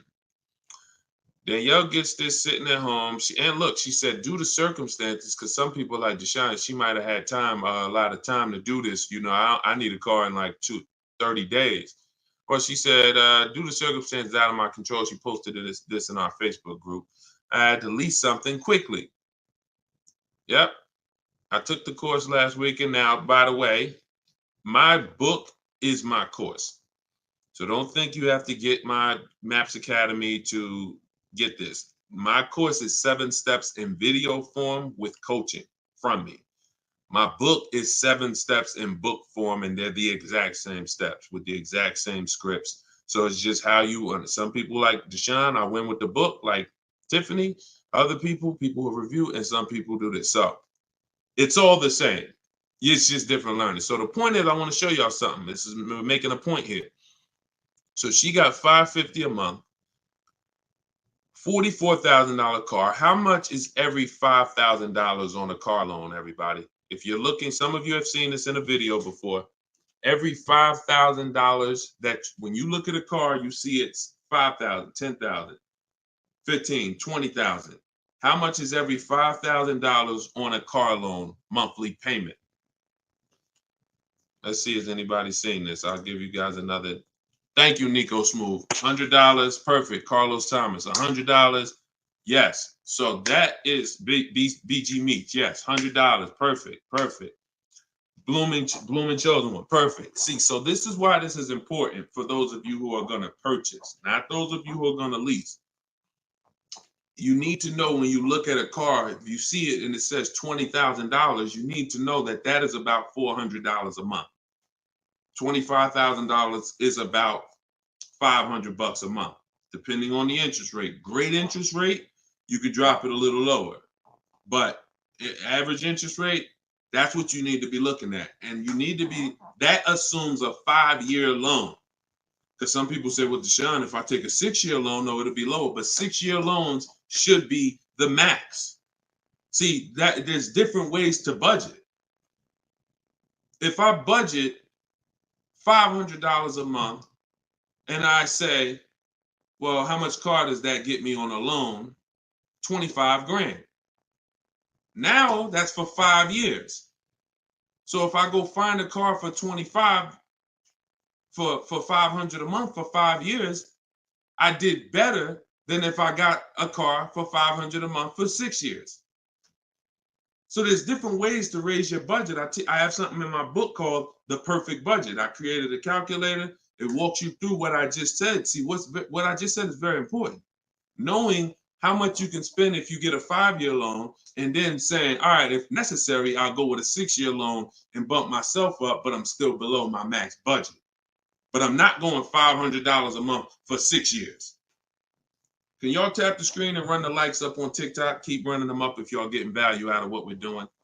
So we're still making a very good point here, okay? I'm spending really most of this stream going deep on the first question. And I've never done this before, so we'll see if it works. If somebody said I have a new truck, new advice, any advice?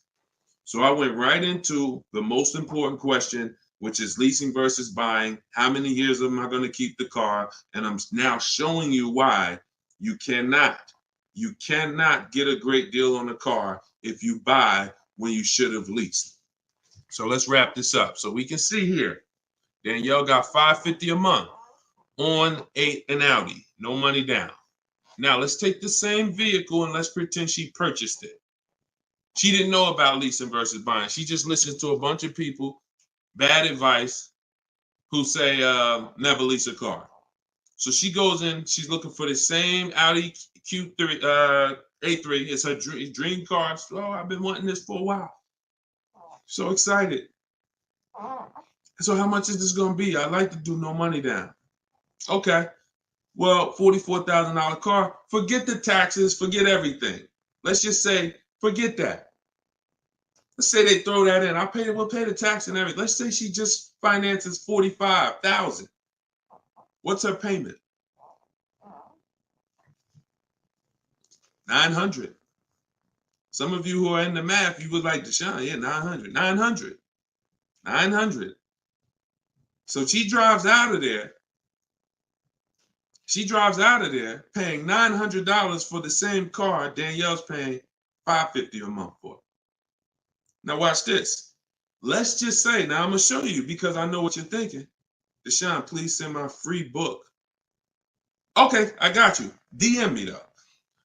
So I want to stay on topic here. All right, so let's just say some of you are like, well, Deshone, I got a great deal on my last car. I wouldn't pay the same price that Danielle could pay for. Let's say, what's an unbelievable deal on this $44,000 brand new Audi? How much discount? I'm gonna let y'all decide. I'm gonna show you why there is no way for you to get a great deal when you purchase when you should have leased. We're gonna kill this. Some of you are gonna be set free right now. So let's just say, what's a great price? $44,000 brand new Audi Q4 A3. What's just a ridiculous discount? How much off? Let's say like the best deal that you could ever think on a brand new car. Look, all right, it's taking y'all a while to type. We're looking. What's up? Heck, none of y'all ever saved money on a car before? Some people, oh, Deshone, I didn't think we could get discounts on cars. All right, I like that. Nico Smooth, I like that. Let's say the person got $10,000 off. Okay? They got $35,000, which is essentially, let's say they got $35,000. The car is $44,000. So let's say they got $9,000 off, which is essentially 20% off the price of the car. Just brand new, nice, popular car. They catch the dealer sleeping, getting bids from home. $10,000, $9,000 off, $35,000. That's what they're getting the car for. Put your taxes on there, because now we're already being super unrealistic. We're not gonna be ridiculously. Let's just say taxes are on there. You know what? Let's just say no. How about this? Not only did she get 20% off, they paid the taxes too. So she really got like $13,000 off. We'll pay the taxes too. Just finance $35,000 even. What's her payment? The most ridiculous new car deal we could ever imagine you've ever seen, we just went over. To show you, no matter how good this is, she still is about to lose because she's purchasing and she should be leasing. Watch this. And I'm going to tell you, when the person who purchases wins, $700. Thank you, paper chasers. Lisa, $650. Those are the estimates. Where do we win at? Imagine if I just gave y'all a ridiculously unreal situation that will never ever happen, but just to illustrate, if that ever happened, 20% off the car, pay the taxes, her payment's still higher than Danielle leasing. So when does the person who buys win? When they keep the car long enough to outlive the depreciation. Very simple. 8 years. 8 years. It's no comparison. So like you're sitting there and you're like, Deshone, I bought my last car and I've been buying cars all my life. I was just taught you buy your cars, you don't lease them, but I never keep them more than 8 years. If that's you, I want you to type a sad face.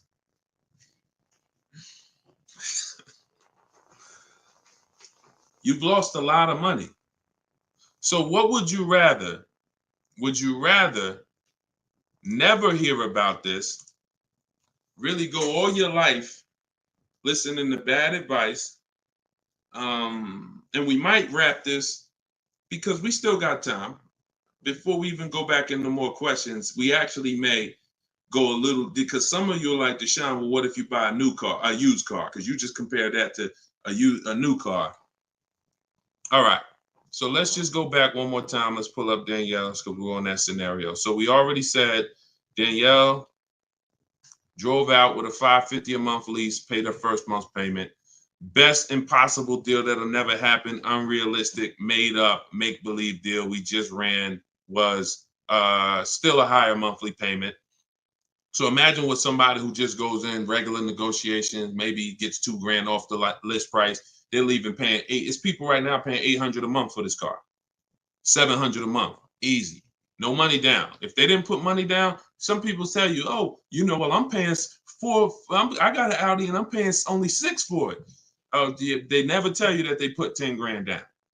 They never tell you that they put 10 grand down. They forget about that because the day they give the dealer 10 grand, they want to forget about it. So they're definitely not going to bring it up in the story.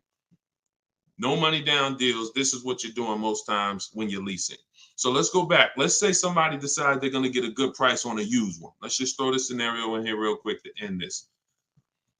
Instead of a $44,000 brand new one, they find one for like 28. Great used car price, 44,000 new. I got one for 28, maybe 4 years old, low miles, 36,000. Great deal, below market deal. Get it for 28. 28. Throw my taxes and fees on there. I'm at 32, 31. What's my payment? 31, 600. Look what I'm buying too, because some of you that's what you think about with a used car. But I like the monthly payments. But Danielle's driving a brand new 44,000, never been titled. She's the first person to sit in this new car smell, like real new car smell. Latest and greatest options and features, full warranty. If anything breaks on the car, she's covered for 4 years. She won't lease it. She won't have the lease for more than 3 years.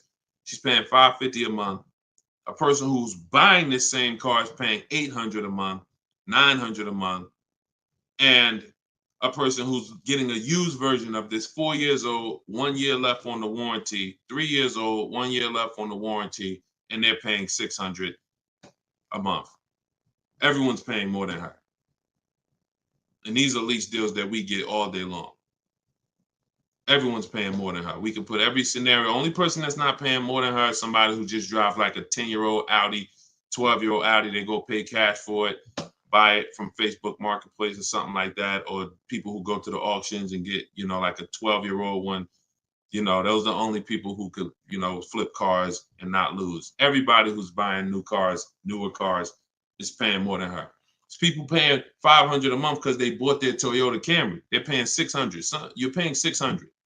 She's driving an Audi, $44,000 vehicle, no money down. You're paying $600. You're driving a Toyota Camry that you're not going to keep for more than another 2 years.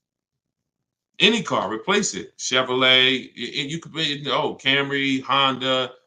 You're not keeping these cars more than 8 years, and you're paying these ridiculous car payments, and you're the ones that, unfortunately, because you believe bad advice, you are not winning. You're losing. But would you rather me not tell you? God willing, you're like, man, I'm glad I'm young. I'm going to still buy more cars. Most of you are still going to buy more cars. It's good for you to find this out now rather than you never found out and you just passed it down to your family and your kids. And now They heard they don't lease. Now you got your 25-year-old. He never heard about leasing. He goes and he gets himself a $30,000 car because he got a good job. He said, all right, I could afford a $600 a month payment. He gets a $30,000 car. His payment is $600 if he put no money down, or maybe he put 10 grand down, whatever. Point is, he's paying between $400 and $600 a month for this car when he could be leasing a brand new version of that car for $350 a month. $350 a month, $600 a month. These payments are nowhere close. It's nowhere close. Depreciation is the unseen expense. So this is all step one. See what I'm saying? So when you're reading my book, you're going through leasing version. I got a video on this, by the way. This is in my digital book. I'll link to certain videos to help you guys really understand certain concepts. But this is what we do. This is step one. Leasing versus buying is step one, because I know who was taught, be honest, never lease a car. Type me if you were taught never lease a car. You don't need a down payment, Lisa, and you don't need excellent credit. You need good credit. No down payments. I can show you right now, Lisa, on the screen. You can't see it because we rebroadcast these shows on TikTok, but you'll see it on Facebook, YouTube, or Instagram because they can see the slides that I'm sharing. Like every deal that I'm gonna show, like Kimberly. Look, she got a $91,000 Maserati, $944 a month, 39-month lease. $944 a month, $91,000 Maserati. She got bids. Use what I'm teaching you in my book. She got bids. 7 competitive quotes ranging from 1% to 1.8%. That's a crazy, but she saved 20 grand on a brand new Maserati. No money down lease. Bonita, this was in the middle of the pandemic. When people were, the Kia Telluride was one of, if not the most popular SUV all through the pandemic. People were paying $800 a month, $900 a month, $1,000 a month for these Kia Tellurides. She leased one in December 2022, and she got it for $600 a month, and she gave them $600. That's all she gave them. So, ask questions. It's better to ask questions about things that you may not understand versus making statements. Because when you make statements, sometimes it can mean you're not in a full posture of learning. But I do get that you're dropping. Many of you are this is a game changer for you. This is a game changer. This is a money changer for you. I mean, my goodness, my brother who I met recently over the last year, he's a neighbor of mine, and he's become a close friend. And he had a Kia Telluride, black one, just like her. Totaled it. His wife was in an accident maybe about a month ago and totaled it. And he called me and he said he had saw the 8-year rule, and he said, I'm not keeping these cars 8 years. I'm going to lease this one. He leased a Kia Telluride, and his best offer on the same vehicle he owned was under $500 a month, no money down. It was like $479, $489. He was just paying. Remember, this was a $45,000 Kia Telluride he had. His payment on that car was probably $800-900 a month. So that's his wife totaling that car ended up being a blessing. Got him out of that car. He got the lease. He got the same car, brand new one, and he's paying $300 a month less because he has correct deal structure now. This is so important. That's why I call this the most important question in my book. And this is step one in my process, is you ask yourself the most important question. So I'm gonna put the banner back up for you guys on Facebook and YouTube. You can actually go to deshonsbook.com. Dolan pinned a comment in the Instagram section, in the Instagram comments. Also in the Facebook and YouTube comments, we've pinned Deshon's book. You can get your copy for 75% off. It's a digital book. So it goes to your email. Make sure you check your spam and your junk folder, but it goes there. You can get it in 3-4 minutes, and you won't pay the normal $97 if you get there before the 30-minute timer goes down. Once the time expires, the price is $97, which is the normal price, and it's worth more than that. It's worth thousands. I wouldn't price it at $97 if it wasn't worth thousands and thousands of dollars. So, but you can get it for 75% off that. You can get it for $24. if you get to my TikTok bio, my Instagram bio before the timer expires. But that's leasing versus buying. That's a quick comparison of leasing versus buying and how there's no way to get a great deal if you buy when you should have leased. No way. So some of you are going to be like, oh, well, I want to transition because I want to get out of my car that I'm financing and move to a lease. You should do that as soon as it makes financial sense. And that means sometimes you have too much negative equity. You can't move right now. So you may have to wait a year or 2 years before you can actually move over. I like that question M asked on YouTube just now. Do you value owning cars without payments? Can you throw that one up, M? Can you throw that one up, Dolan? Who was taught always pay cash for cars? Who was taught, type a $sign if you've heard or you were taught that you should always pay cash for cars. Now, I'm going to tell you, in a market like now, it's great to, all right, I see RJ Velez. Now, there's value in paying cash, and I'm going to tell you where it is, and you got to just, there's no one size fits all. See, the problem, what's been hurting you guys is because you've listened to one size fits all car buying advice. So usually whoever is giving you the advice, they're telling you to buy cars the way they buy cars. Tap the screen on TikTok if this is making sense to y'all. If y'all are following this, keep tapping the screen, running the lights up. Let me know that you're following what we're talking about. So here's what's important. If you're listening to someone who tells you pay cash for cars, buy used cars, that's because they do that. Now, if it makes sense for them, then that's great. But we need to look at paying cash. When does it make financial sense? When does it not? It's based on a couple things. First of all, what are you doing with your money? Because some people say, I don't like car payments. Type me if you don't like car payments. Who said, type that, Deshone, I want to pay cash because I don't like car payments. Can we type that? Can we dialogue on this? Car payments. Anybody? Okay. May not be that many of you right now. There are people who say this, but you don't realize that car payments, when you pay cash, all you're doing is saving up a lot of car payments. So that's all it is, unless you just win the lottery. If you get a lump sum inheritance, that's different. But if you have saved up $15,000, $20,000, $18,000, and you want to pay cash $25,000, then all you did was save up a lot of car payments, okay? Or save what could have been car payments. You can put them in a savings account and just have the car payment come out. So you can literally say, all right, I'm going to put this cash, $25,000 in a savings account, and that's where my car payment is going to come out of, so I don't spend that.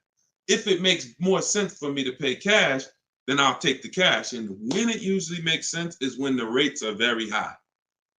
If you can't get a rate that makes really, really, good financial sense, and I mean like we get bids for our rates. We make banks bid, we make credit unions bid, we get multiple offers in what I call the bank bidding war. You get this when you get my book too. This is actually a section I wrote. It's like, maybe it's 3 steps to it of how to get the bank bidding war. But once you get those bids, if you can't get a good rate, then it really doesn't make sense for you to pay cash. I mean, it doesn't make sense for you to borrow the money when you can pay cash for it. But there's an exception to this. What people are doing with their money is relative. So let's just say somebody is investing their money and they can get 10% on their money or 12%. Some of you are in real estate. Some of you are in good investments and businesses, investing into small, things that you can get 15, 20% returns on your money.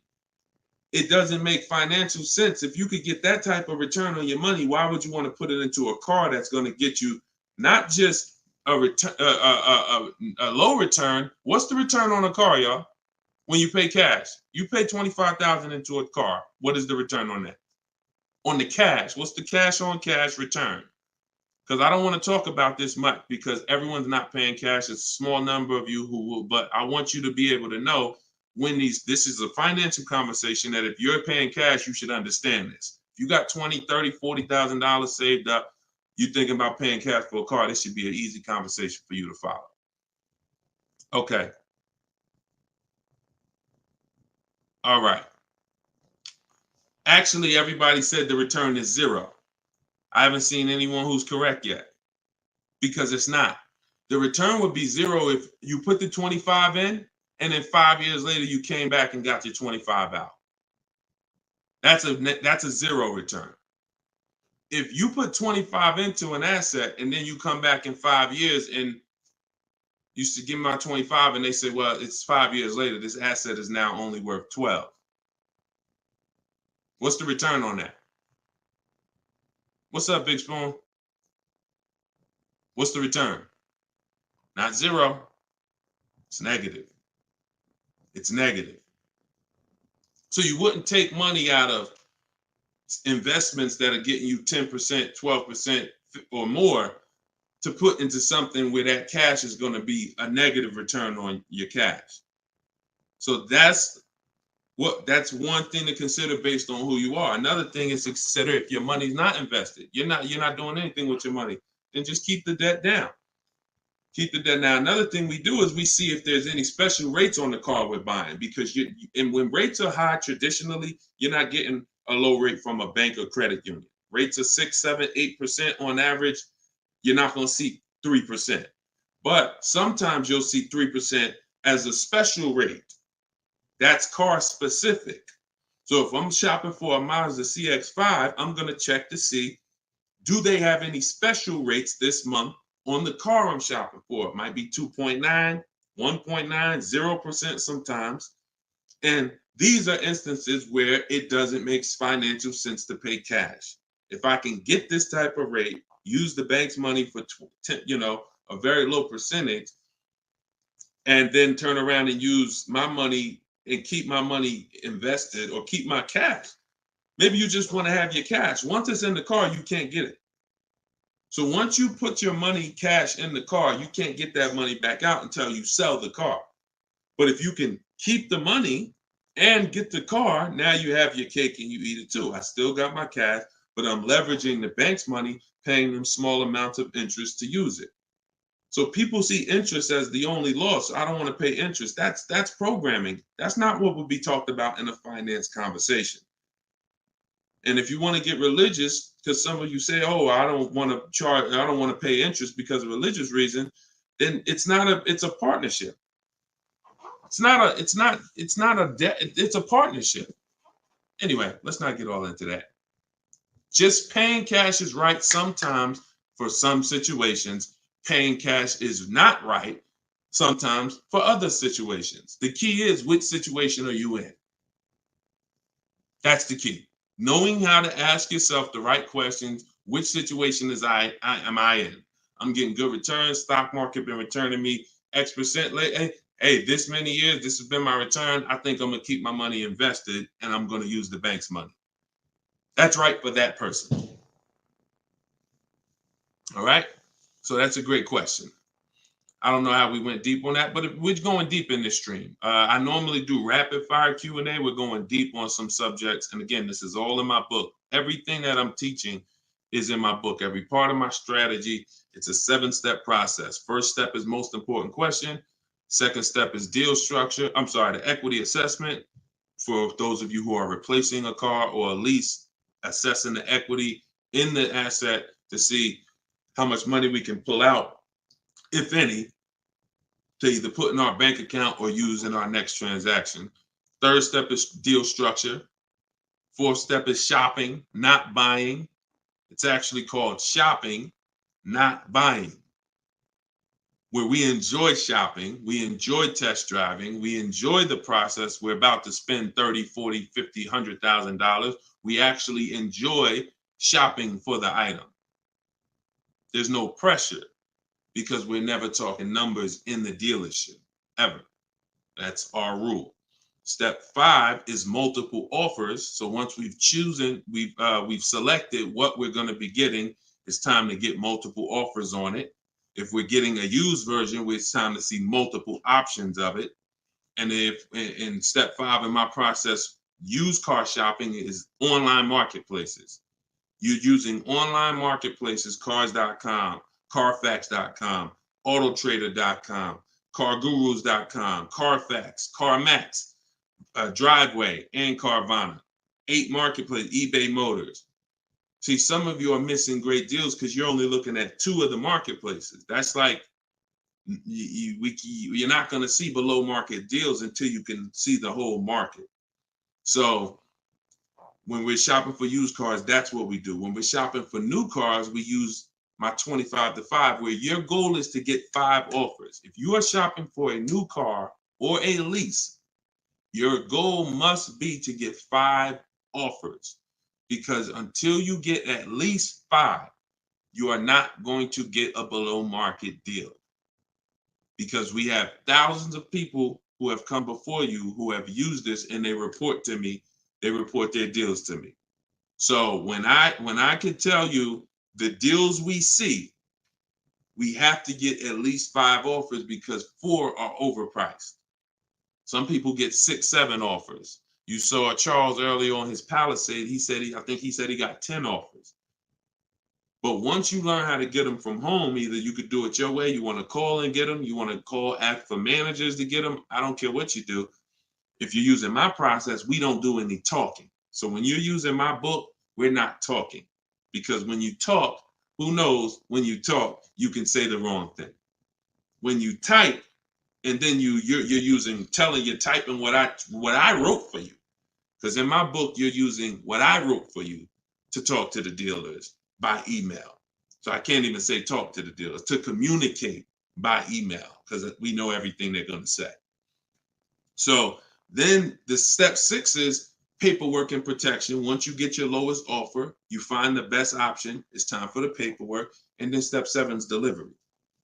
That's it. So everything that I teach is out of one of those 7 steps.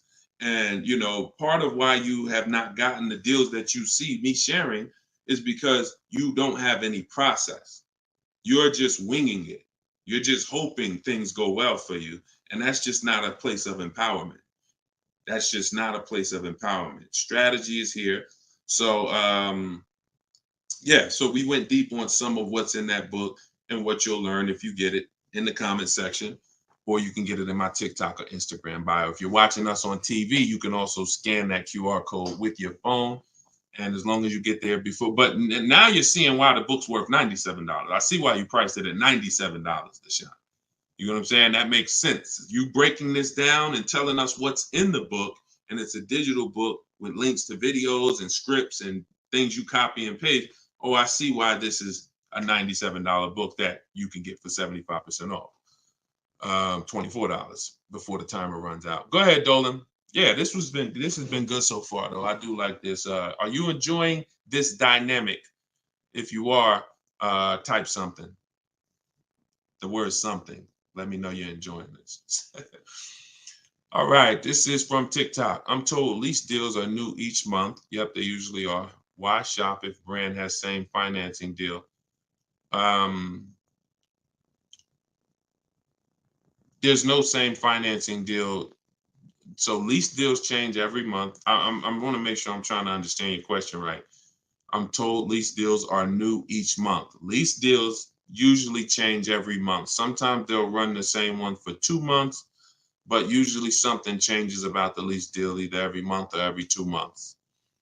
Why shop if the brand has the same financing deal? Well, we're shopping for offers. So shopping is to get offers. The financing versus leasing is the first question you should be asking yourself, though. Because as we spent a long period of time talking about earlier in the stream, one offer is not, you can't get a great deal if you buy when you should have leased. So if you didn't see that, definitely watch the replay on YouTube or Facebook. But the financing and lease deals are extremely different, and they're going to be entirely different prices. And we can't even depend. We don't even. Another thing you're doing, if you're buying a car, looking at the special finance deals is important, because that's how we see if they have 0% or 2% or 3%. But looking at the lease deals is absolutely pointless. Looking at the lease offer I don't even call it a deal. It shouldn't be called a deal. Anything that 100 people could come in and get is not a deal. You're not going to offer a deal to 100 people and say, hey, come on in and we make almost no money. See, what Charles paid, look, on his Palisade, $48,000 Palisade, he's paying $597 a month. Sean getting he got his F-150 Lightning XLT, $73,000 truck. His lowest bid, he saved, he got it for $4,999, what's this? $21,000 off is what he got. We're showing it on the screen right now in case you think we're capping. We don't need to. This is, look, Frina, y'all saw Frina, 579. This is Tiffany, who wrote us in when she got her deal using my book. She said, I believe we got a good deal from what we learned from the book. Look, it was a $44,000 MSRP that she got $6,530 off the price. That was her lowest bid. So you're nowhere close to what normal people are paying and what is advertised on these vehicles. What's advertised on these vehicles is not a deal. A below market deal is something where the managers don't really want to make it. But you know what? It could happen for a number of reasons. Somebody wants to beat their competition. Sean said he had to go 100. We shop out of state. You'll get very used when I walk you through shopping from home, and you'll see. I mean, if you're gonna do it your way and you get used to it, you'll see you're in more control. You're in control. So, but a lot of times your best offer is going to come from a dealer that's not close to you, because the dealers that are close to you feel like, why do we need to give them a deal? They're going to come in anyway. Because that's what most people do. You're going to walk in the dealer anyway, and you're going to talk numbers and try to negotiate. That's what most people are going to do. Why do we need to give these people deals? But this person who is now talking to multiple dealers from home, they hold the cards. We hold the cards. And then one person wants to beat everybody, and they do that. But you gotta, I'm going to say this, and then Dolan, throw the next question up. If everyone could get below market deals, then they wouldn't be below market deals. They would be normal deals. It would be the average price. Y'all, is that clear? Is that clear?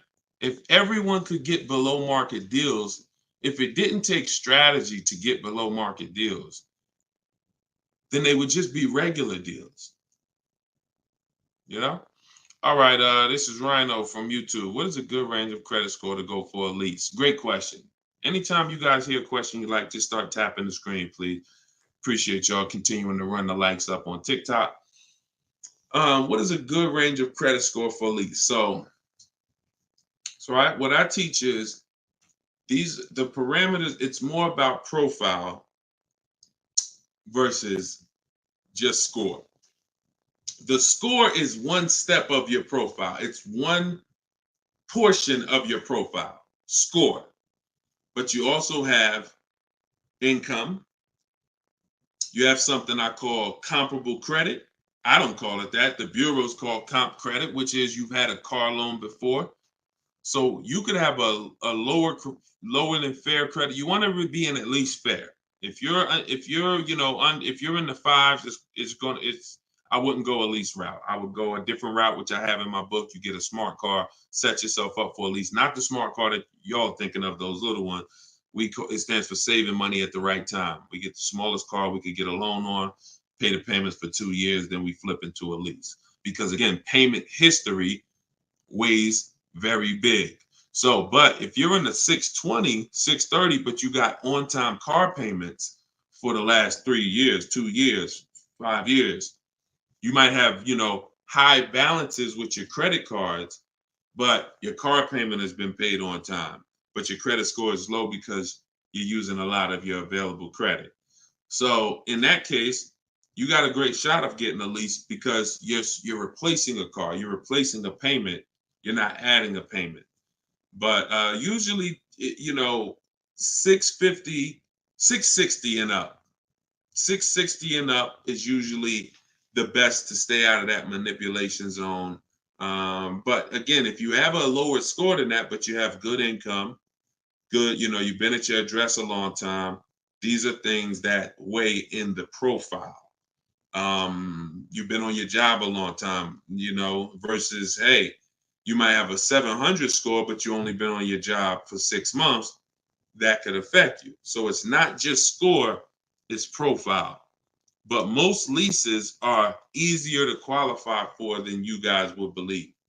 I got my first lease and I had a 6-something credit score. Now I did have to pay, I remember $25 more because of my credit score.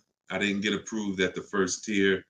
I went up $25 or something like that. But I was still paying $256 a month for a brand new Pontiac G6. It's a $20,000 car. So I had friends that were paying $500 a month for Toyota Corollas, $20,000 cars. $23,000 brand new Toyota Corolla. They're paying $500. They're paying, and I'm paying $256.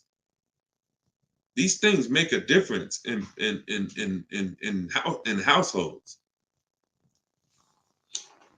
Thank you for answering, brother. Just purchased your book too on your website. Enjoy it, brother. Now, I don't even say enjoy it. I use it. Use it. And there's 2 ways to use it. I don't recommend going through the book and then shopping. I recommend you don't, the book is written in a way where I ask you, it's like if you called me and said, hey, D, what's my first step? Here, do this, and then call me back. You wouldn't call me and be like, Deshone, give me all the steps. I wouldn't give you all the steps because you would forget them. I would tell you, all right, how many years we keep in the car? 4. Okay, we leasing. How many years we keep in the car? 10. All right, we purchasing. Then we're gonna move to the next question. We need to do our equity assessment. Go on these websites, call your bank, get your payoff, do these steps, call me back. Okay, boom, I did that. All right. So once you put those things in an order, you'll see that you threw me off, Dolan, throwing that question up. But yeah, Rhino should. Oh yeah. Anyway, what I was saying is use it. So you could go through the book. I would recommend you go through it, do 1 step, check it off before you move to the next step, so that by the time you get to step 7, I'm congratulating you, saying, let's get ready for delivery. Not, oh, I'm at step 7. I read the whole congratulations. Oh, that was so nice. That nice message you write to us when we get our cars at the end. That's nice, Deshone. You shouldn't be reading that until you got your car. You get what I'm saying? I'd rather you go through the book that way. It'll be a lot quicker, a lot more effective for you. All right, but use it. Use it. Great. All right, Dolan, throw that up for me now. Thank you, man. Appreciate you. Okay, Freon on YouTube said, what about refinancing when the rate drops? Absolutely. If I'm buying a car and I'm paying a high rate, what is considered a high rate, 7-8%, depending on the gun. Now, there are times where rates are high. That's the best offer you could get. But there are times where we know rates are 3%, 3%, 4%. There's time when the rates was 2 and change from the credit unions and things of that nature. So, relative to what they've been, these rates are high. So, yes, as long as you have a great car, the goal is always to get a great car. You could change the loan, like Freon said, by refinancing. So let's say I have horrible credit, 400 score, I need a car. I'm going to make sure the car I get is absolutely a great car. I mean, it must last. This is the thing you need to be looking for. I need to make sure I'm getting a car that's going to last, because I could always fix the loan. But if you fix the loan, refinance, but you got a bad car. You got a car with 100,000 miles on it, and now you're saying you're going to keep it 8 years. You're not keeping that car 8 years in a lot of cases. It has too many miles on it. So you should be shopping for a car saying, okay, I'm planning on keeping this 18 years. I want to get myself something with 60,000 miles. Now that might mean you can't get the big SUV. But if you get the big SUV and then the car breaks down in 4 years, it defeats the purpose anyway.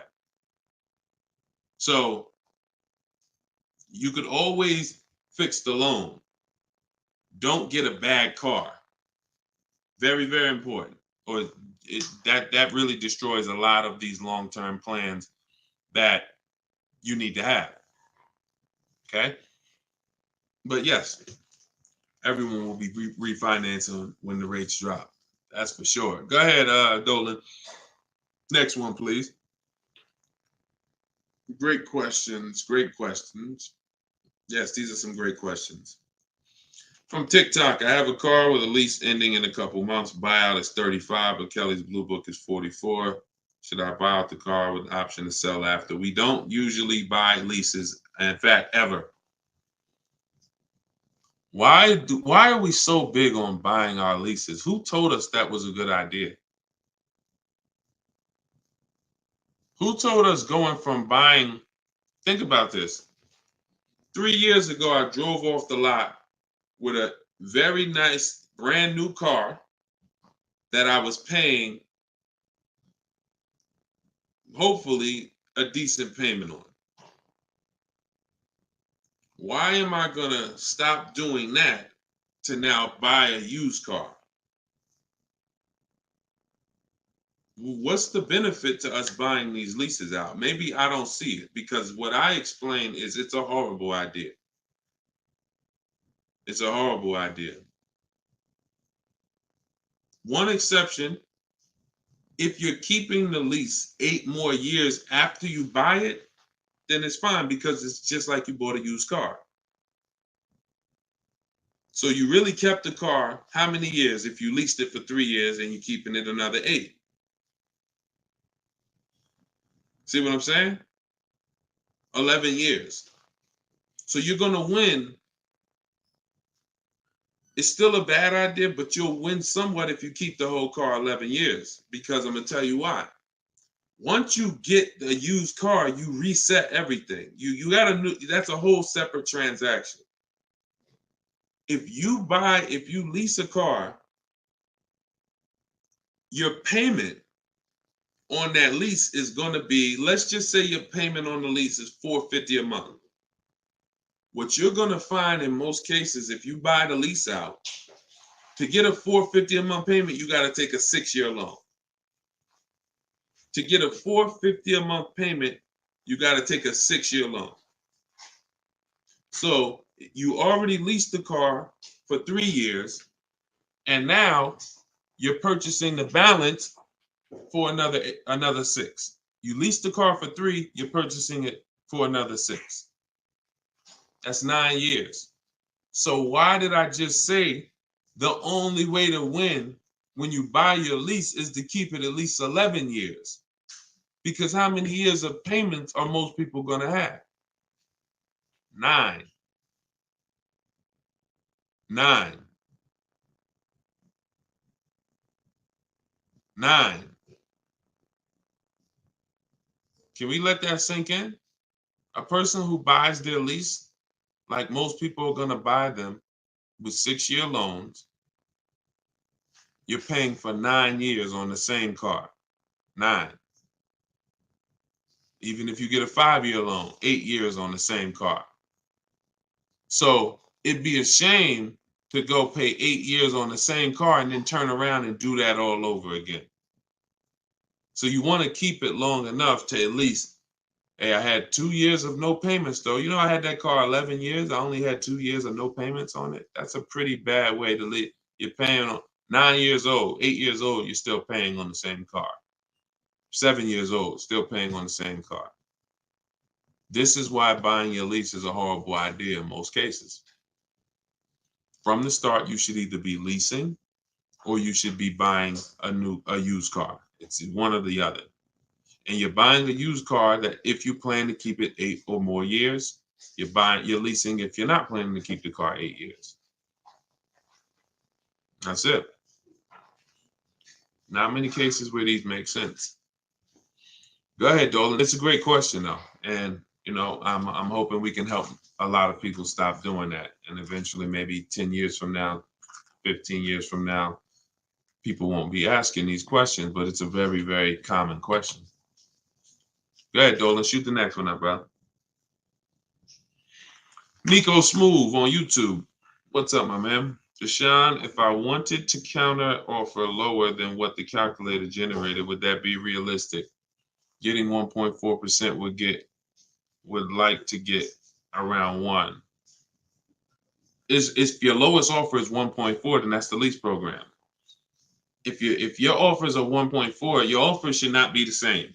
That means you don't have enough offers. If all the offers are in one spot, 1.4, that means you're not getting enough. Once you get 5, 7, you'll see they should be at least $150 to $200 a month difference. That's how it should be. 400 to 600 a month. 600 to 800, 600 to 750. That's how it should be. Now, once your lowest offer is 1.4, but you have 1.6, 1.7, higher offers than that, then 1.4 is the best. And that's the lease program. There's nothing you can do about the lease program. All you're doing is finding the dealer that's going to agree to discount the car the largest amount. The lease program is then going to dictate what the payment's going to be. But yeah, you're on the right track. Go to a Plan B vehicle. It's surprising how different every single vehicle has a different lease program. In regards to what and just to really hammer this home, Zafrina, who we showed first at the beginning of the stream, she had a $579 a month lease on a $65,000 truck. She was shopping for a Jeep Grand Cherokee Limited because that's what they had and they were replacing the lease. So she gets a 1.1 and change. It was like under 1.2, like 1.19 or something like that. That was her best offer on a Jeep Grand Cherokee Limited. That's a great lease. That's a great deal. $600. That's a great lease deal. Probably a $450 payment on a $40,000. Great lease deal. But she said this guy is saying that he thinks he might be able to do better on a hybrid Jeep Grand Cherokee Limited. He said he could probably get me below the 1%. I said, okay, you need to get 5 more offers at least. Because what if he's saying he could do better on that version, that means that version has a better lease program, which means you need to get your 5 offers again. She called me 48 hours later. Well, she posted in our group saying that she had gotten that $579 a month, which was a 0.88% lease. So that's not only is every vehicle have a different lease program, every trim level has a different lease program. Almost trim levels can have different lease programs attached to them. In many cases, they do. All right, great question though. You could also wait it out, Nico, if you have a little more time and see what the programs are next month. Go ahead, Dolan. You can shoot the next one up. Can you lease a car if you have a bankruptcy? Sure, but you need to rebuild your credit. You need to get your, if you start in blank, I know people that have had a bankruptcy, got a discharge, and they are at a 700 score in like a year. So I will be following Shonda Martin. I recommend her to everybody. She has great strategies on credit. She does a lot of live streams like me, and she has great strategies. So I think she's on every platform. Yeah, she's on every platform that we're on. So Shonda Martin. But yeah, get yourself up to like a 680, which is not hard to do because you're starting fresh. Many times a Chevy or a Ford, a Honda, Hyundai, Mazda, Subaru, these leases don't need you to be incredible. If you have a good job, long history on your job, and a 680 score, you're going to get most of these leases. These are not like luxury leases to the point where they're snooty. All right, go ahead, Dolan. Genesis on YouTube. So how can you lease out of state with the current lease looking to trade in? But I heard Deshone say out of state lease deals are good. Well, if it's the best offer, you go as far as you need to go to get 5 offers. In my book, we use my 25 to 5 strategy, where you're connecting with 25 dealers online in 20 minutes. We go to their websites using the contact tab, and then you have a template of mine that you copy and paste. If you're going to do it your way, you're just writing in, all the details of what you want, when your deadline is, what options you're looking for, what you're over. This is all stuff I walk you through in the book. What you're looking for. Really, it's about the car. You're not saying, hey, I'm looking for a lease quote, I'm looking for a purchase quote. We need to find out who even has a car before we start talking about money. But then the goal is that you got to get at least 5 offers. You got to get at least, and you have to do the equity assessment to see if there's any equity in your current lease. You don't want to return that, and you don't even know if there's any equity in that lease. And the only way you know that is the offers you get are higher than the payoff. It's very simple. Equity is offers, cash offers from CarMax, Driveway, Kelly's Blue Book, instant cash offer, not Blue Book, the website, instant cash offer, Kelly's Blue Book, Auto Nation, sell my car, Car Guru, sell my car. You have to get these offers, and if those offers are higher than your payoff, then you have equity when you sell the car to these people. If you have a third-party restriction, you can't sell the car directly to them. You got to sell to a local dealership. You got to get bids from a local dealership. I teach you how to do that. For those of you who have third-party restrictions, we talk to used car managers to sell our leases. So I've been doing this since 2006. Like, if I wasn't called to build these companies, then I would be. If I wasn't called to build these companies, there's no doubt I would be selling cars, making $200,000, $300,000, $400,000 a year. There's no doubt about it. But that's not the path God had for me. So what I'm telling you is based on me understanding 99.9% of the car buying of the industry inside and out, and giving you the way to actually stay in control, call the shots, have the business come to you, have the banks come to you, have the cash offers come to you, and then you're just simply picking the best ones as they come to you. So this is all in my book, Cars from Home, 7 Steps to Saving Time, Money, and Avoiding Dealerships. It's a digital book. You can get your copy for 75% off in my TikTok bio, in my Instagram bio, or we have a comment pin. Dolan, can you post the comment for everybody again on Facebook and YouTube? Just copy and paste that comment for everybody. And also we'll put a banner up on the screen for those of you who are watching us on television. You can scan this banner with your phone, and it'll take you to the 75% off page. So you'll only pay $24. You won't pay the normal price of $97. But that offers for 30 minutes. Once the timer does expire, $97 is your price to get it, which is still a great price. I'm sure everybody who spent time with us today can see why $97 is going to save you probably tens of thousands of dollars, depending on how many cars you get. Sean saved 20 grand on his first car. So for those of you who want to attend my free masterclass, Everything You're Doing Wrong, Buying, Selling, and Leasing Cars, you can attend that in my bio. We'll also put another comment for those of you who want to attend that. That's about an hour-long class, and I'm teaching very specific.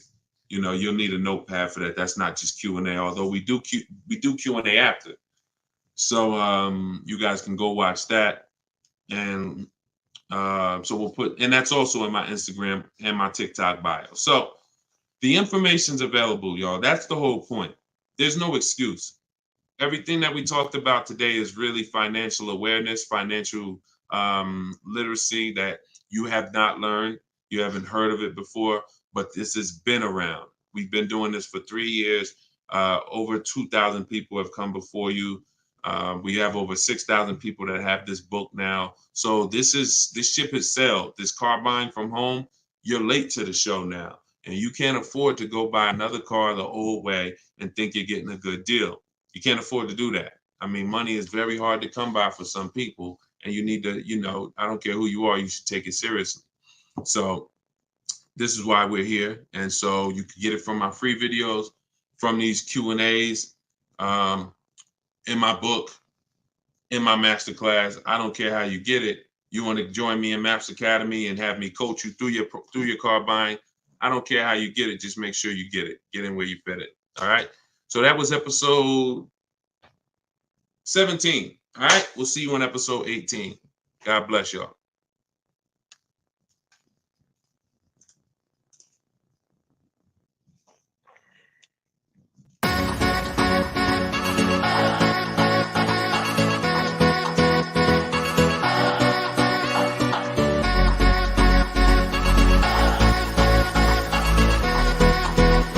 The worst possible thing you could say when you walk into a car dealership. I spent 5 years with Mercedes-Benz, 5 with General Motors, and the worst thing a person could say when they walk in is, if you could just get me to this payment, we got a deal.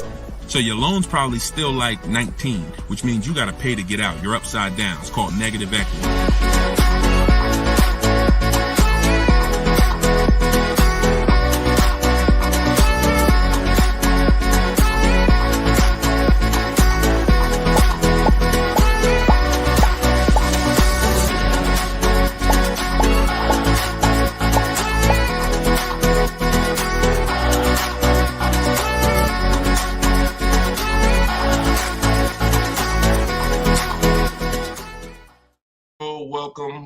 Welcome.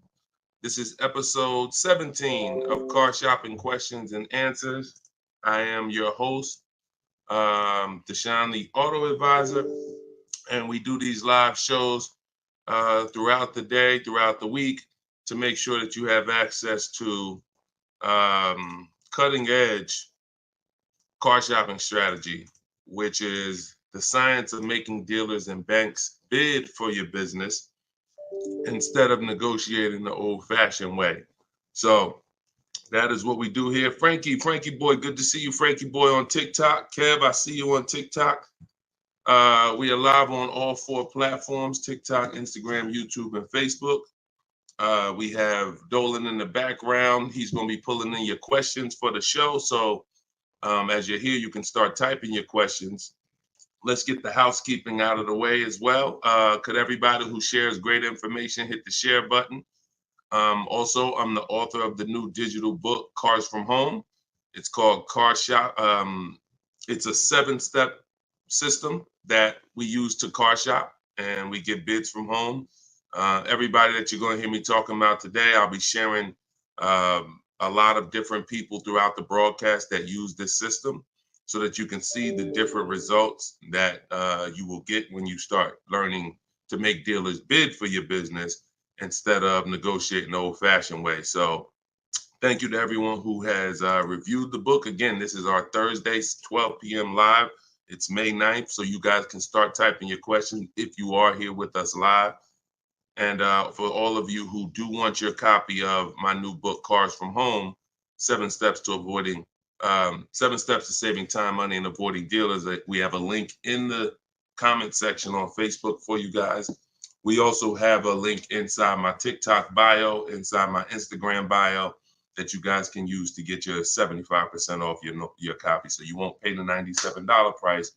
You'll pay $24, but it's only for 30 minutes. So once the 30-minute timer is up, the price is $97, and it's a great price. So all of these people you'll be hearing throughout the show have used the strategies that are in this book to save thousands and thousands of dollars from home. And that's where I'd like you to be as well. So Dolan, as you get the first questions coming in, feel free to throw them up, and we'll get right to it, y'all. Let's go. Whenever you don't see the banner above me, you know we're actually live. When you see the banner, that means we're rebroadcasting, because we do rebroadcast this show throughout the day. But whenever you don't see the banner, that means we are absolutely live. Okay, so start typing your questions. Type them fast, and we'll get to it. T. Del Mar on Instagram. I'm leasing. Now test drive. Why do I ask for an older salesperson? Won't any salesperson be okay? No, any salesperson will not be okay. Some salespeople will bring you in for a test drive. we talk to people who are experienced in the dealership. So when we talk to them and we ask them, do they have a car that we're coming to see? We know 9 times out of 10, they're going to be honest with us. You get a new kid on the block or a salesperson who doesn't care about this stuff, they'll get there. Who's ever gotten to a dealership, was coming for a test drive, and then the dealership said, oh, that car got sold, or that car is not here anymore by the time you get there? If you've ever had that happen, type me. You set up a test drive, you come in, oh, I was coming to see that car. Oh, it sold like, 2 hours ago. It just sold. See, when you're dealing with experienced salespeople who are honest, exactly, Peaceful Grace on TikTok, you understand. So this is why every step that I teach is important. Even things that you might see, okay, why is he telling us ask for this person? It's because if you don't, you run the risk of running into a salesperson who doesn't care. Oh, you'll get there and just, oh, well, that car sold, but hey, I might have another one. Let's look at some other ones. No, we don't go for that. We don't go for that. Our test drive is strategically set up to try to guarantee a successful test drive where we can be in and out that dealership in 20, no more than 30 minutes and coming home. Okay, let's go. Nothing is left to chance. All right, go ahead, Dolan, shoot the next one and keep your questions coming, everybody. We'll try to get through as many as we can.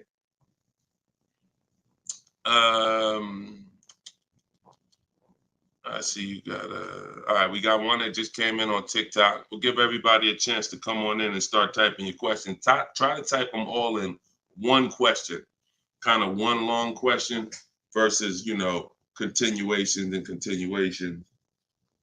Shaderick Will on TikTok. How do I get out of a finance contract without it being on my credit as a repo?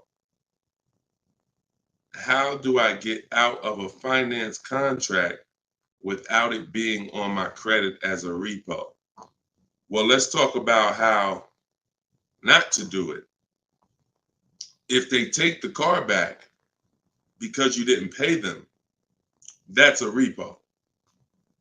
So if they take the car back because you didn't pay them, that's a repo. So if you do that, that's a repo. So let's talk about how not to do that. You could sell the car. The only way to get out of a car without it being a repo is to sell the car.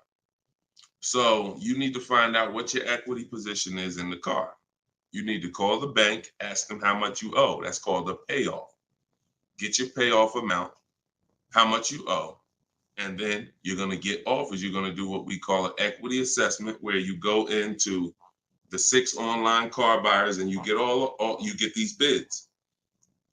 CarMax, Driveway, Carvana, Kelly's Blue Book Instant Cash Offer, AutoNation Cash Offer, and Car Guru's Sell My Car Cash Offer. Those are 6 different cash offers that you're going to get, and whichever one's the highest, that's the one you would take.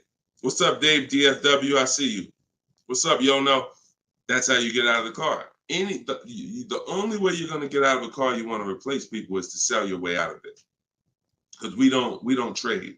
In most cases, we do not trade because you don't get all the money.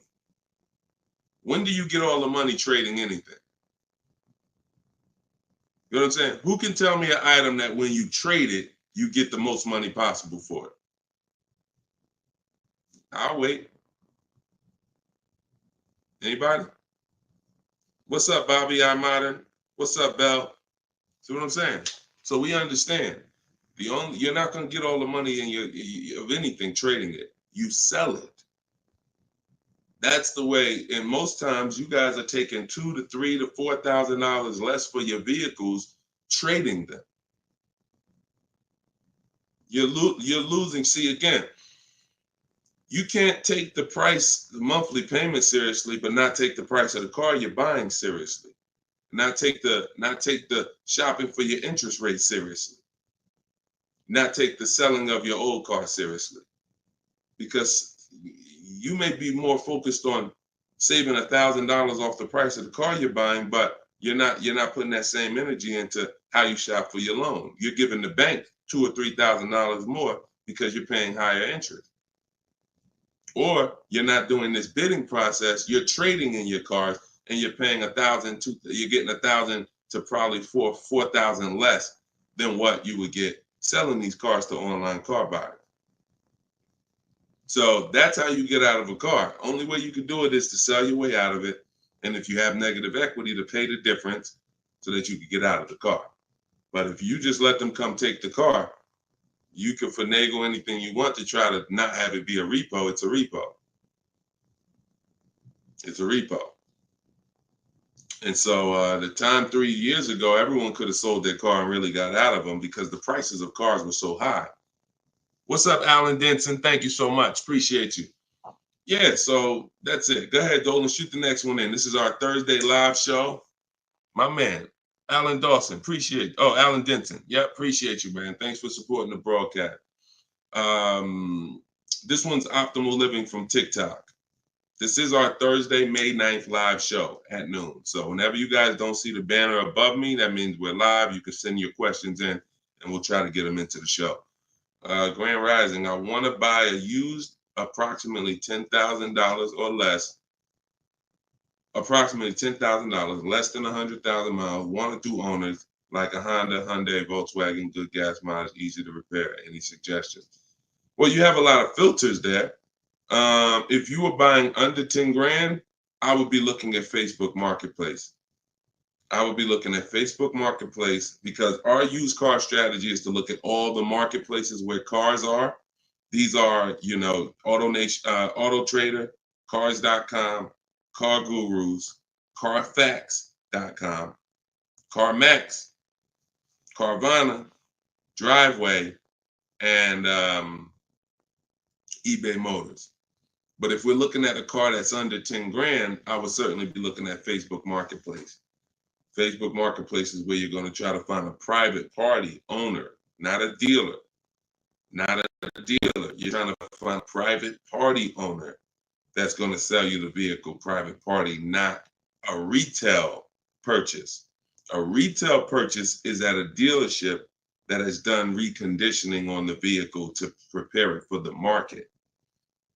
And so you're paying for that. You're paying probably 10% more for a retail purchase because it goes through the retail process. But if I'm spending under 10 grand, I'm looking at Facebook Marketplace to get a private party sale where I could save probably another 10%, maybe a little more below the retail price. But that's really depends, price specific. Same thing with selling cars.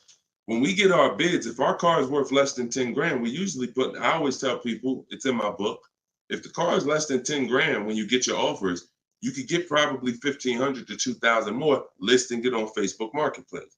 So if my highest offer might be for 8 grand from CarMax, everyone else is offering me 7 and 65, and I'm gonna throw it on Facebook Marketplace if I have the time, and I'll sell that car and usually get a $1,500, $2,000 above. So it's the same difference. I would shop on there if I was looking for a car under 10 grand. I would sell on there if my car was worth under 10 grand. See, when you start going with cars that are worth 15, 20,000, trying to put them on Facebook Marketplace, most of the buyers there need a loan. Most of the buyers on Facebook Marketplace need a loan. So when you get there, they're not going to be, most people don't have 20 grand to bring a private party. That's just most people. So the buying pool is very small for 15 to 20 grand, 30 grand private party. But the buying pool is very big for under 10 grand private party. So you always want to go to where the buyers are, where the best opportunities are. So yeah, that's what I would be doing. Great question, Optimal Living. All right, keep the questions coming, y'all. I see Sharita said, hey, I got the book. I'm stoked. This is great info. Thank you so much, Sharita. Enjoy it, use it. The things that are in my 7-step book, y'all, is everything you're learning right now. So everything that I'm teaching you is out of one of my 7 steps in my car shopping process. My book is called Cars from Home. So it's all designed to teach you the science, walk you through the science step by step of doing 90% of your car purchase from home 90% of your savings are done at home, not in a dealership. The only thing we're doing in a dealership is test driving, is having our car appraised if we have a third-party restriction by a used car manager, and picking up our car if they don't deliver. Those are the only three things we are doing inside a dealership. All the negotiating, the price saving, the shopping the market, the research, the working with the bank, that's all done at home. And some people, some of you are going to do 100% of your purchase from home. If it's a new car or a lease, some of you could do 100% of it, because if the dealer delivers, literally you never went into the dealership except for the test drive, and then we get our bids and we make the we accept the best offer. This is somebody who just got a bid. You can see the dates not too long ago. Look, I contacted 25 dealers. Some of you know my system is used to, we connect with 25 dealers, with our goal being to get 5 offers. Because what percentage of offers is overpriced? Let's see if anybody on here knows. If anybody's been spending time with us, this might be a lot of your first time with us on the stream, but what percentage of dealers is overpriced? Let's see who knows. And this is why you must get at least 5 offers. At least 5 offers, because what percentage of dealers are overpriced, everybody? Let's see. All right, we may got a lot of new people on here. Maybe nobody knows. No, not 100%, Twan. Not 100%. Thank you, T. Delmar. 80%. Exactly. 80%. T. Delmar Instagram got it. 80% of dealers are overpriced. Now, this is not my opinion. I'm telling you guys. I've been working with people all around this country. I opened up my car buying school, Maps Academy, 2021. We have probably over 6,000 people now that have our book. So people report deals to me. I have hundreds of people who over the years report their deals to me. And that's what we see. We see 80% of the quotes we get are higher than the best quote. So when you get your 5 offers, one of them is going to blow the other ones away, but the other ones are going to be significantly higher. And when you look at somebody like this is Teddy. Teddy he said, I received 10 offers. He said, I only use the scripts provided. So in my book are the scripts he's talking about that you copy and paste. This dealer's initial quote came back at 937. Using the counter offer calculator, which you have in my book as well. Using the counter offer calculator, I countered at, I closed on this, wait, hold on, I can't even read. I closed on this 2024 BMW i4. MSRP is $73,855. $73,000. Pay attention to this, y'all. I counted at 829. He came back with 856. My highest offer during this process from a different dealer was 1123. My local dealer, it's a lot happening here in this post if y'all pay attention and dissect it. My local dealer came in at 986 and even told me in an email that he didn't think I'd find a better deal out there. I didn't speak to one salesman on the phone until after the credit was ran and the deal was secured. I even got them to cover my last 2 lease payments. This is how you get, see, if I was to ask Teddy right now, Teddy, bet me $1,000 that there's not a better deal out there. He'd most likely take the bet because he connected with 25 dealers. He got 10 offers. He used it. You can never accept a deal without countering because we don't know what the bottom is until they say no to the counter or until they say, no, I can't do that, but I could do this. Now we know they're at the bottom. So all of this stuff can't happen. You're not going to have price assurance, which means you guarantee you paid the lowest price. And you're not going to be able to get these numbers until you sit at home and start getting the offers at home. It is impossible to get these types of numbers, this type of confidence, this type of assurance walking into one dealer. Even if you got a good price, there's no way you even know it's a good price until you have enough offers to know this one right here is the best offer. He might have thought his local dealer was making him the best offer at 890. What he says, local dealer came back 986, because remember he has other offers that are 1100. But if he accepts that offer, he's never pulling away in this BMW for $856 a month, a $73,000 vehicle. Now, again, I'm gonna ask y'all before we pull up the next question, and we are live right now. It's Thursday, it's May 9th, and this is our 12 p.m. show. Once again, I'm gonna ask y'all a question. When you look at what he's paying, some of you have seen every $5,000 on the price of a car is how much a month?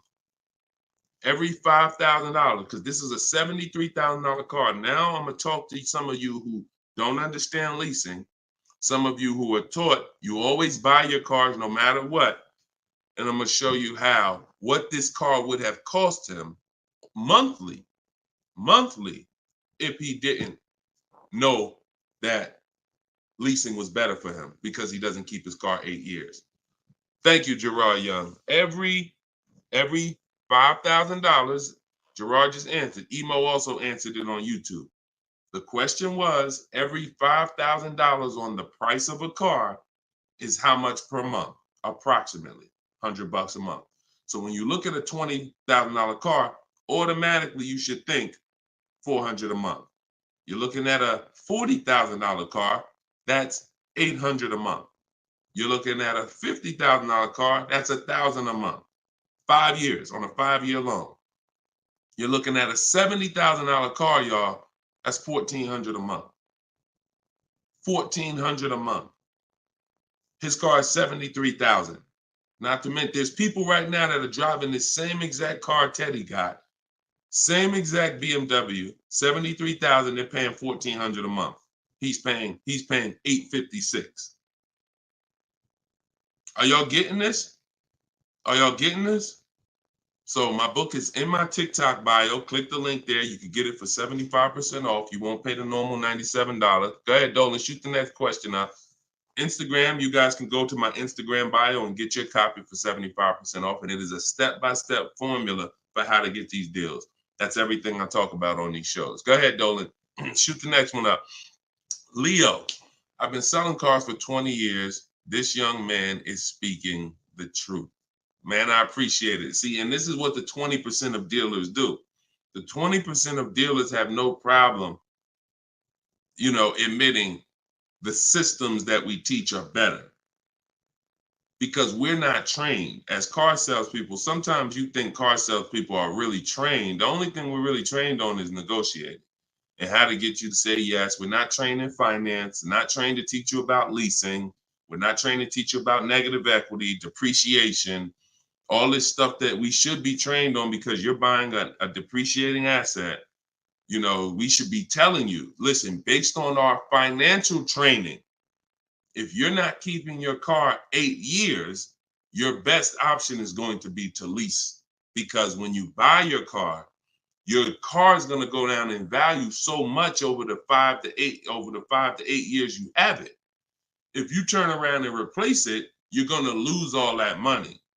Your car is going down in value way too much over 5 to 8 years for you to turn around and replace the car right after that. You need to keep it after that. That's when you keep it. 8 years of that's when you keep it, because now you're like, man, I put all this money in this car. Yes, it may not be worth what I bought it for, which was $40,000 8 years ago. It might only be worth $10,000 today, but I'm gonna keep it now because 3 years from now, it's gonna still be worth probably $8,000. It might be worth 10 today, but because it's 8 years old, in 2 more years, it'll be worth $8,000. I'm not losing that much money anymore. You are not winning with buying cars until the car is not depreciating that much anymore and you still own it. Okay? If y'all clear with me on that, just tap the screen. Run the likes up on TikTok if y'all are getting what I'm telling you. If you're getting what I'm telling you, hit the like button. If you're on Instagram, if you're on YouTube, if you're on Facebook, hit the like button if you're clear on what I'm telling y'all.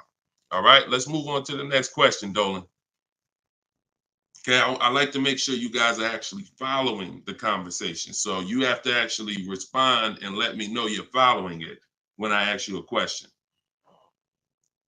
All right, this one's Glenn over on YouTube. If your car lease is up in 6 months, how do you go about trying to sell your lease? Well, the first thing you're going to do, first of all, this is a great question. Glenn said, how do you sell your lease? Now, step 2 in my process is called the equity assessment. My book is called Cars from Home, 7 Steps to Saving Time, Money, and Avoiding Dealerships. Step 1 is the leasing versus buying question. Step 2 is the equity assessment, which means if you have a car you're replacing, we got to get the most money for it. And that's never going to be with a trade. So we have to see, is there any equity in our lease? Now, we are not assuming this. We are going to do this process and see, because some leases have no equity. Some leases have a good amount of equity. Like, hold on, I just had somebody write me talking about equity they got in their lease. Hold on. Didn't talk to, I think it was this person. Oh, but I cut off their post. Somebody said they just got $4,000 and I always like to say this. I always like to show this stuff so people understand, you know, we operate with documentation. So when you are getting how you determine if you have equity is with cash offers, not with algorithms. Kelly's bluebook.com. Blue Book says my car is worth this. That means I have equity. No, Blue Book doesn't buy cars. So what you want to do is you want to determine if you have equity by calling your bank. You're going to get your payoff, which is how much you owe. And then you are going to go on the websites that I'm laying out for you. It takes you 20 minutes. If you can't take 20 minutes to go on a website to fight for your money, you don't deserve it. You're going to CarMax, you're going to Driveway, you're going to Carvana, you're going to Kelly's Blue Book Instant Cash Offer, where they connect you with a local dealer to get a cash offer. You're going to Car Guru, Sell My Car, and you're going to AutoNation, Sell My Car. And that's going to give you up to 6 offers. And if you have a lease, you need to ask your bank, do you have a third-party restriction? And if they say you have a third-party restriction, then if you have equity, you're going to be selling to a local dealer, not to one of the local online buyers. If you don't have a third-party restriction, we sell to the highest online buyer. If you do, we sell to the highest bidder among used car dealers. So it's just simple. There's different processes. I don't teach one size fits all car buying. So some of you who have a lease with a third-party restriction, you're going to use one strategy. Those of you who don't have a third-party restriction, you're going to use a different strategy. Those of you who don't have any money you owe on your car is paid off. You don't need to call your bank. You just need to go on those websites and get the offers. So, and when you're on there, if you have a lease, there's going to be a part where it says, is your car owned, financed, or leased? You want to put owned. It's very important. Don't put lease because it triggers something in their websites. So that's step 2. I go over this thoroughly in my book. This is called the equity assessment. You can't, listen, you need to get bids. Bids. That is my favorite word, that multiple offers. The reason why you are not saving the money that you could be saving is because you're not getting bids. The reason why you don't have the confidence when you leave a dealership that you got the best price is because you're not getting bids. It's very simple. Start getting bids and you're going to save more money and make more money selling your cars. And you'll see why we don't trade in cars. That's the equity assessment. Okay. Step 2 in my book. Go ahead, Dolan. Shoot the next one up. All right. Yep. Wanda said my last lease had 5,000 in equity on TikTok. Amen. I sold the lease a couple years ago when prices were super high. I made $10,200. My mother did. I made $9,000 on my Jeep Grand Cherokee. That was in 2021, I believe, 2021. Yep. It was ridiculous money. So the 9, 10 grand, 12 grand lease, those are not really there anymore. But we still see people that are making 2 and 3 and 5,000 for sure. Rudy on Facebook, how are you? Good afternoon, Deshone. I'm new to the live stream. Welcome. Who's new to the stream? If this is your first time here, type 1. Type the number 1 if this is your first time here. I'm looking for a 2020 SUV, Mercedes GLB 250, 4MATIC, less than 20,000 miles. Drives over 120. I see you, Yvette. Drives over 120 miles daily. We have been looking in different car websites. Still haven't found one that matches our max of 30K. Any suggestions? We live in New Hampshire. We've been looking in Massachusetts as well. Should we be expanding our searching area? Thank you for your help and keep up the great work. Absolutely. Yes, you should be expanding your search area. If you're looking for a 3-year-old vehicle with less than 20,000 miles, right now, you got to look at the age of the car. When you're searching for a used car, you got to remember a car comes out the year before the year we're in. So if a car is a 2020, it was released in 2019, most likely, which means you're calculating the age based on then. So if you're looking for a car that was released in 2019, and right now we're in 2025, you're looking at a car that's 6 years old. If you're looking at a car that was released in, 2022, and we're in 2024, then it's 2 years old. So you need to look and say, okay, how old is the car I'm looking for? And then we can look at the mileage. Because if you're looking for a car that's 4 years old, but you're looking for it to be driven 20,000 miles or less, that means you're only looking for a car that has a 5,000 a year average. That's going to be very tough. I like to go with it. I like to look at 10,000 a year, and then I like to go to 12. Now, we're talking about how we expand the search of our used cars, because the whole goal is to expand the search slowly. So if you were looking at the 2020, 20,000 miles, now go up to 30,000 miles. I would go up to 40,000 miles, because 40,000 miles still means it's driven lower than average. Just to show, so average miles is 10 to 12,000 miles a year. If you get a vehicle and it's 4 years old, it's driven 10 to 12,000 miles a year. It has really under 40,000 miles on it. It means it's been driven under 10,000 per year. So you're really looking for the mileage. It's the mileage that I think is really going to limit you. Now you could expand your search wide, like you said. There's many ways to expand it. You could go 100 miles out. You could go 200 miles out. You can go 500 miles out. So but you could also expand the search by lowering the mileage threshold and saying, all right, I'm looking for something that has, under 40,000. If it has 36,000, 38,000, 30, I'm good with looking at those. And I think that's going to give you a lot more options, considering how old the car is and how many miles you're looking for it to have. That's way, way, way, way, way below average driven miles. Way, way, way below. And when you have just, you're looking for a car that's only been driven 5,000 miles per year, you're going to have a harder time doing that than looking for a car that's been driven 10. So once we do that, we're still narrowing it down in other ways. Carfax title history, service records, accident history, verifying there's no fake fees. So we have other narrowing down processes. Then we get the new window sticker to make sure, because you can't know you paid a great price without knowing what the original price was. Who's bought a used car in their life? Type the letter U.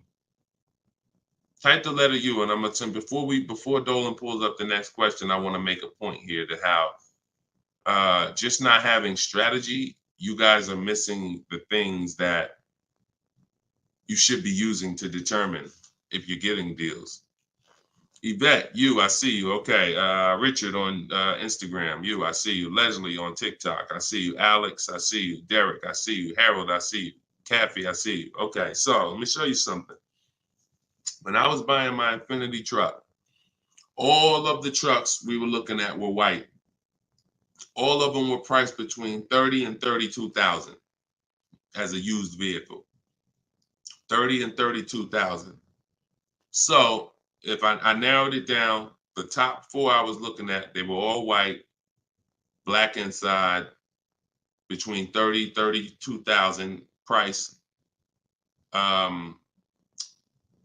Similar miles, one may have 26,000 miles, but the highest one has 36 similar miles. So I'm narrowed this down. Now, this is where many of you you don't have the information to make the right decision, because the determining factor of which vehicle I chose was based on the brand new price. I'm gonna tell you exactly how this went. Once I got the brand new price, I got the brand new window sticker on all of these cars, I was able to see that one of the cars brand new was 46,000. One of the cars brand new was 48,000. One of the cars brand new was 52,000. And one of the cars brand new, which is the one I ended up getting, was 54,500. It was a special edition. It has all of these features on it, has all these packages. It has different rims. It has all these different things. Now, if I would have picked the other ones, because the asking price was lower, I would have made a horrible decision. Paying 31,000 for a car that was originally 46,000 is nowhere near as good of a deal as paying 31,800, which is what I paid for a car that was originally 54,000. This is what I call in my book the true value percentage. The true value percentage discount is what the vehicle is being sold for relative to what it was when it was new. So picture this, if the vehicles that I was looking at would have only had the true value percentage discount on them, it would have made it even easier for me to choose, because the one I picked would have said 42% off the brand new price. The ones that I didn't pick would have said 38% off the brand new price, 36% off the brand new price, 32% off the brand new price. So when I look, true value percentage is literally that. And that is something we created. See, a lot of what we teach, we didn't learn it, we created it. So you are getting things that, why can't I find what Deshone teaches in other places? Because God had me create it. So you're not going to find it from other people. You're not going to find the 8-year rule for leasing versus buying with other people. You're not going to find the 1.5% rule for bad lease deals with other people. You're not going to hear them talking about this true value percentage discount when we're looking at used cars, because we created all of this stuff to regulate the industry for people who will use it. So if you guys want everything I teach in one spot, you can go to my TikTok bio. As long as you get there before the 30-minute timer goes down, you can get your copy of Cars from Home, my digital book, for 75% off. Go there. You won't even leave the broadcast. Get your 75% off. It'll be in a few minutes, and you can use this stuff for the rest of your life. Same thing with Instagram bio. And if you're on Facebook or YouTube, we have a comment in the comment section for you guys to get your book there, and you can use it. And if you're on a TV watching us, then you can just scan this QR code with your phone, and you can get your 75% off. $97 is still a great price, even if you missed it and suffer. Get your book full price. If you missed the countdown, that's fine. But the money that you're going to save is going to be dramatically multiplied versus what you spend on this book. Okay, Dolan, shoot the next question in, y'all. We are live. This is our Thursday, May 9th show, 12 p.m. So whenever you don't see the banner above me, that means we're actually live, and you guys can type your questions, and we'll try to bring them onto the show. Helena, what do you consider a good interest rate? Well, this is a relative question.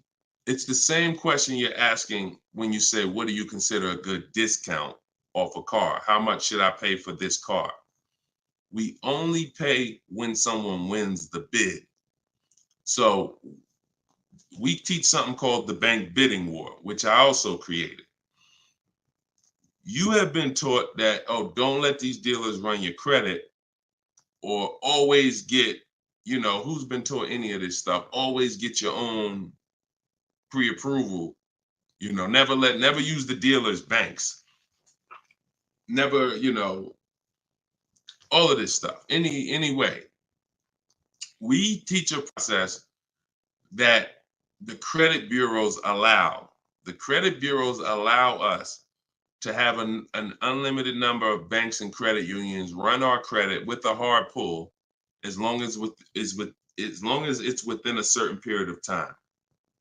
As long as it's within a certain period of time, when that time expires, they are going to have that weigh on our credit as one hard inquiry in terms of how it affects our score. See, normally when you have a bank run your credit with a hard and then another one, and then another one, each hard inquiry affects your credit. But when you do it the way it was meant to be done, and using the bank bidding war, if one hard inquiry would have dropped your credit 10 points, 20 of these hard inquiries is going to drop your credit the same 10 points. So the way it's done is there's 3 rounds to it. There's 3 rounds. This is for people that are financing. Again, those of you who are paying cash, this doesn't matter. Those of you who are leasing a vehicle, this doesn't matter. That's why having access to car buying advice that's not one size fits all is what you need. Because typically, if you only pay cash for cars and get used cars, that's what you're going to teach people. So everything has a different place. So those of you who are financing a new car or a used car, you're going to use the bank bidding war so that you don't have to ask this question. This is the answer to Helena's question. How do you know? What do you consider a good interest rate? It's who wins the bid. So there's 3 rounds to it. The first thing we're going to do is see, are there any special interest rates on the car we're shopping for? So if we're shopping for a Kia Optima, a Kia K5, and all right, let's see, are there any special interest rates on it? Are they doing anything like 1.9% financing? Are they doing 0% financing? Are they doing 2.9% financing? Anything special? We also need to know how much the term. What's the term? Some people only do 0% for 3 years. That means you got to be able to pay the car off in 3 years or you can't take the deal. If it's 0% for 60 months, that's different. You got a 0% 5-year loan. You got 0% 6-year loan. So we need to see, is there anything special on the car? We do that for new and certified pre-owned, if we're looking for a certified pre-owned. Now, if we find something, sometimes that could prevent us from even needing to do any other interest rate shopping. If they're doing 1.99 for 60 months, you're not going to find better than that. No bank is going to do better than that. So that's why it eliminates the rest of the rounds in the bank bidding war. Eliminate it. But let's just say that there are no special interest rates. Now we're going to revisit the bank bidding war in round 2, which is after we find the best price on our car. See, because some of you, when you go shop for a car, you're thinking, how much should this car cost? Oh, what's the monthly payment should be on this car? The monthly payment is between you and the lender.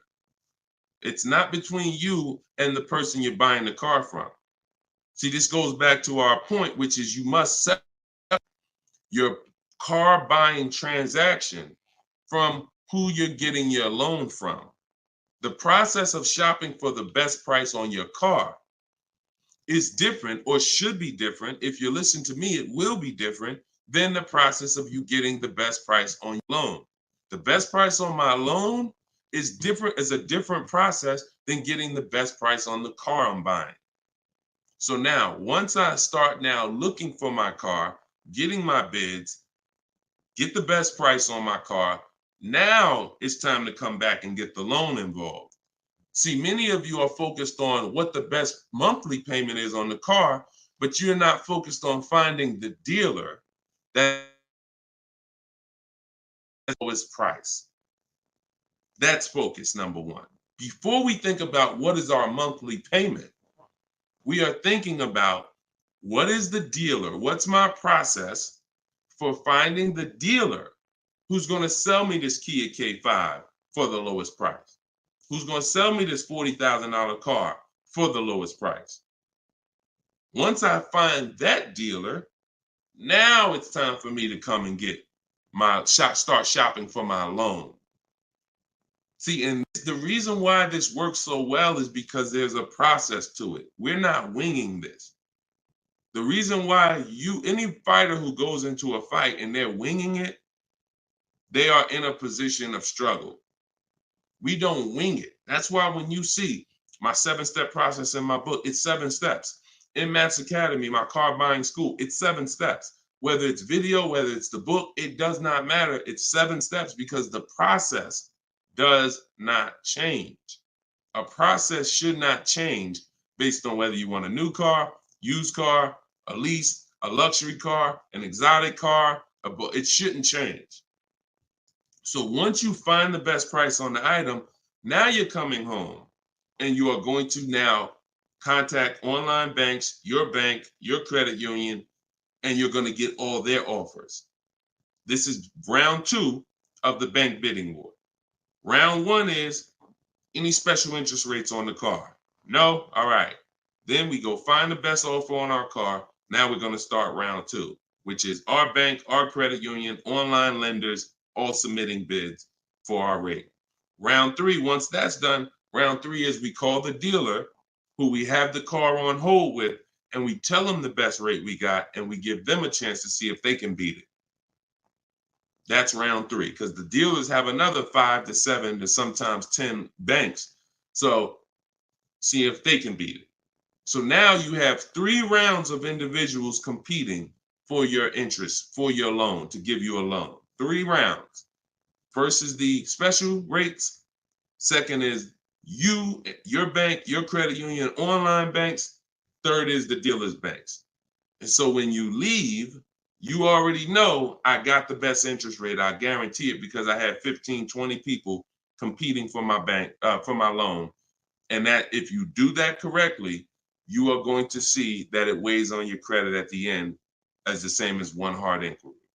That is what the bank bidding war. When you get my book, I email you a copy of the bank bidding war with it because I haven't merged the bank bidding war into my book yet. That's an update. Yes, that's an update. So all of you who had the book prior, when I update the book, you get the new book. You get the new book. That's another reason why having a digital book is the best way to do this. Because when things change in this game, when websites change, people go out of business, I update the book so that things can stay fresh. That's a beautiful thing about having a digital book.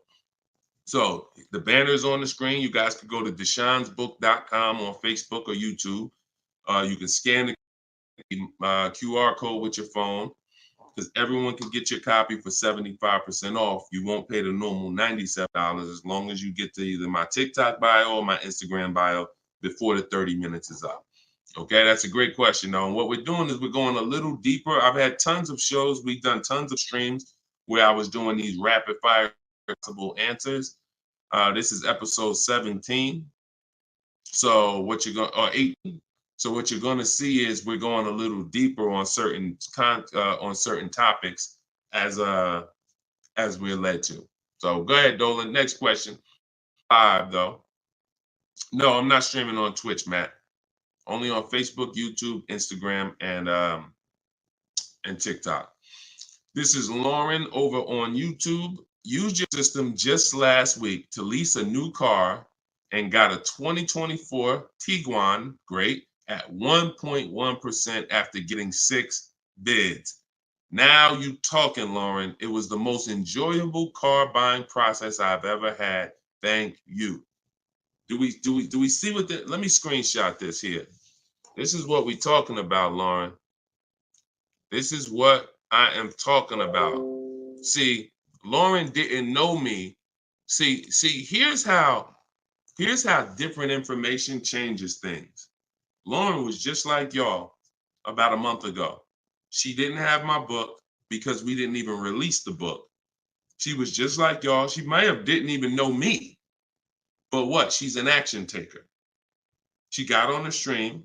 She said, look, I like what this guy's talking about. This book is $24. What's the worst I could lose? There got to be something in that book where I could at least make my $25 back. Or even if I paid $97, got to be some tip, one tip in here, got to be able to make me at least $100 back. She later finds out she's going to get thousands of dollars in discounts, get a 1.1% lease. Well, what that means is if the car is $40,000, her payment is like $420 on a $40,000 car that people are paying $800 a month for, $700 a month. Her lease is 1.1% of the MSRP. So because she's an action taker, she went forward, she got the book, she used the scripts, she said, I'm done with the old process. I'm willing to unlearn my old way of shopping, and I'm going to relearn this new way to shop. That's why, you understand? That's why it's all about unlearning and relearning. You understand? And she's able to reap the rewards of not just saving the money, but receiving empowerment. Because this is the only way to car shop empowered. You could go negotiate. Not only are you not going to get the money off that we're getting, because if you're negotiating with an 80% dealer, there's no way for you to get these prices. So if you're in a dealer, yeah, they'll take off money for you, but their price was so high to begin with that when they take off the money, you're still higher. An 80% dealer is the overpriced dealers. You can't negotiate them down to the best price. So even if you did that, you still wouldn't have the empowerment of letting the business come to you. See, you're empowered when you're sitting at home and the business is coming to you. You're in control. And the only way to do that is with bids. So congratulations, Lauren. Enjoy your new Volkswagen. Beautiful vehicle. And I'm so glad to hear that you trusted the process and you have reaped the rewards. Congratulations. God bless you. All right, Dolan, go ahead. Throw the next one up. We are live, y'all. This is our Thursday, May 9th, 12 p.m. live stream. So if you don't see the banner over my head, we are live. You can ask your questions. We'll try to get them in the show. Wanda Lopez Smith on TikTok. Leasing companies not allowing third-party buyouts. Yeah, I explained that. If we have a third-party restriction, we're going to sell it to a local dealer. But we still get bids. We still need to get bids from the online car buyers to know if we have equity. If we have equity and we have a third-party restriction, we're going to sell it to a used car. Like if I had a BMW and there's a third-party restriction, I'm selling my BMW to a BMW dealer. I have a whole script in my book for how we do this. We talk to used car managers, and I'm going to have a used car manager buy it. See, some of you bought your car because you saw the third-party restrictions and you bought it and resold it. I don't like doing that because when you buy it and resell it, you have taxes, you have fees that you're going to pay. When you sell to a local dealership, sometimes they don't pay the taxes and there's no fees. So buying and reselling, you're eating up like probably $3,000 or $4,000 of any equity you would have. So yeah, we've been getting out of the, we've had a process for third-party restrictions since they started them in 2021. We've had a process for how we were going to sell our cars and get our equity, even with third-party restrictions. So that's never stopped us. Never stopped us. Good, great question. People like the live view have no clue how valuable his information is. Appreciate you, Belle. Thank you so much. Only people that know how valuable the information is people who use it. People who watch, there's a saying, you can't be a hearer of the word. You want to be a doer. A doer. A lot of people hear. A lot of people hear because we want our ears tickled. But it's the doing that leads to the savings. And in our case, what we're asking you to do is easy.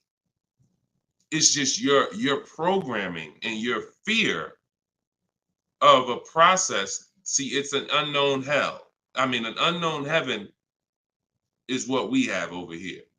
But you have a known hell. Sometimes what you know is so comfortable, even though it's hell, but it's, you know it. You're comfortable with it. You're comfortable with the discomfort of car shopping. So this is what, Deshone, everything you're saying, that sounds hard. Sitting at home and doing these copy and paste things and having this, that sounds hard. That's just your fear. That's your programming talking to you. That's not reality. Because in reality, you see people like Lauren who just came on, and you see this is the easiest way she's ever bought a car in her life. This is the most money she's ever saved in her life. Look, you got people like, look, Matt, happy to share. I've officially graduated. Huge thank you to Deshone, building such a great system, answering all my questions along the way. Lease details. You got a $56,000 Hyundai Palisade calligraphy, 1.28% lease. Highest quote was $1,167 a month. He got his for $719. The highest quote he got from an 80% dealer was $1,167 a month. He got his for $719. Sitting at home, getting bids. So for those of you who want to know, like, I do have a car buying school. It's called Maps Academy. You want to know more about it? We have a comment in there. You can attend my free masterclass. I don't let anybody in my school who has not gone to my masterclass. Everything you're doing raw and buying, selling, and leasing cars. So there's a comment in there for the comment section, and we have a link in my bio for you as well, who if you think, you know what, I want to see about his online buying school. I don't care, because the system that Matt says, Deshone, thank you, Deshone, for building such a great system. The system is the same. So, but you have to be an action taker. And because the system is simple, and it's in video form, and it's in book form, and it's in my free live video, my free streams, you just get it where you could get it. But there's no excuse for sitting at home car shopping the old way anymore when this information is available and it exists and it's 3 years old. This isn't new. We have hundreds of people. You're not oh, let me take a chance and see if this will work. That ship has sailed long time ago. Long time ago, that ship has sailed. But the action takers are going to win, not just the hearers. People listen, oh yeah, this sounds good. Of course it sounds good. But you won't reap the results until you become an action taker on the information. Okay, so those of you who want the book, it's in my TikTok bio, it's in my Instagram bio. You'll have access to these strategies for the rest of your life. All right, Dolan, shoot the next question up. We got some great questions coming in today. This is our Thursday, May 9th live show. So we are live right now. It's our 12 p.m. stream. Melanie from TikTok, what do you recommend for a young adult that is first-time car buyer that has no credit? I would recommend you save up. You get something that we call a smart car. That's not one of those little cars that you heard. It stands for saving money at the right time. I got a car that's my point A to point B car because I work from home. I got a car. It was literally $4,000. I got it from a grandfather over in South Orange. He was 98 years old, and he still drove until he couldn't drive anymore. Car had 72,000 miles on it, and I got it for $3,750. Literally, it was I got it a year ago, so that was it was an 08 Pontiac G6, 70,000 miles. And that's something that I drive from point A to point B whenever I want to do my run. Because again, I work from home. Most times we take the truck, but if my wife's out, I'll take the car. But I didn't need to spend $10,000, $15,000, $20,000 on a car that I'm driving twice a week. So what I would tell you for you is if you need transportation, you want to get it reliably, save up some money, get yourself a private party sell on Facebook, pick it up for a couple grand, but you have to be diligent. You want to find it from an owner. You want to find it from an owner who's not driving too much, who maybe they got a second or third car in the family, and that you don't want to deal with these dealers on Facebook Marketplace perpetrating as owners. The owners know the history of the car. They've had it for the last 8-10 years. You want somebody that can tell you, yeah, my little son, this is where Jeremy took the car one day. He was driving to the grocery store. He backed into a car over there right here. You want a person who knows that. Not a dealer who just picked up the car and now they're trying to sell it to you for $2, $3, $4 grand. So that's what I would be doing. I would be getting me a very reliable, inexpensive car that I can actually get to work with, make more money. And then once I make money, I will be choosing whether I'm buying or leasing based on if I'm going to keep the car for 8 more years. Whenever you get into spending real money on cars, over 12, 15 grand, this is when you start wanting to ask yourself, am I going to keep this car 8 years or not? Because once you get these cars and build up your credit, Melanie, another thing you should be doing is getting a credit card, not using it, pay it off every month, spend $20 on it, pay it off so you can get your credit up to a 700 score. You could be at a 700 score lightning fast before the next 12 months. So now what you want is you want a car to drive, get you to where you're going, but then you want to be building your credit now. So now when you're like, okay, I got a job, I'm making money, I want to get me a different car. Am I going to buy it or lease it? And if you're not keeping it 8 years, you want to go for the lease so that you could drive a brand new car for pennies on the dollar, as long as you keep following what we're teaching and getting great lease deals. But if you're keeping the car for 8 or more years, then you would go and you would buy a car, not lease it. But in order to do that, you want to set yourself up and get yourself up to a 700 credit score. So you should follow somebody like Shonda Martin. She's on all the platforms. Shonda Martin, this young lady is a guru when it comes to credit. She does a lot of live streams, a lot of Q&As, just like me. But yeah, you got a great path. But don't go out there and do what a lot of people do and finance a car, no credit, your first car, you're gonna go buy it. Now you're getting a $20,000 car, you're gonna probably pay, $500 a month for it. And now that car is gonna be a long-term thing because it's just too expensive. And you just don't follow the traditional route is what I would tell you. All right, I'm glad.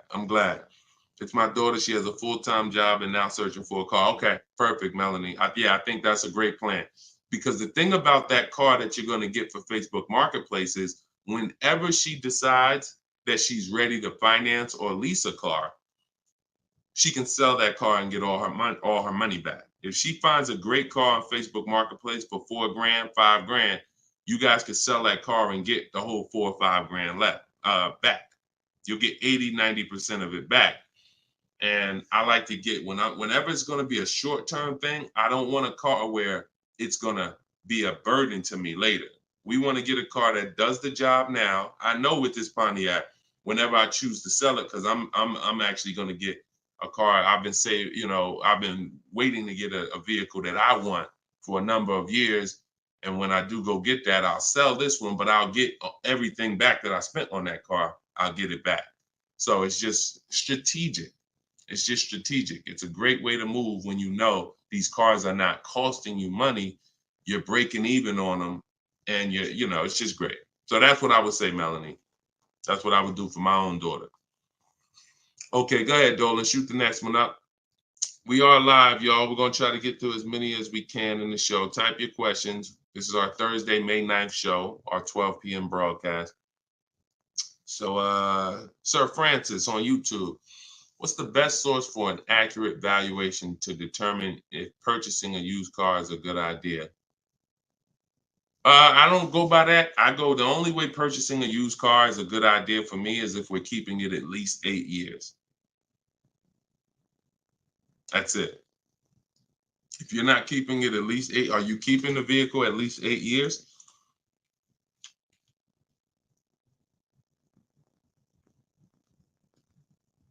Let's see if we give him some time to answer. Are you keeping the vehicle for at least 8 years, Sir Francis?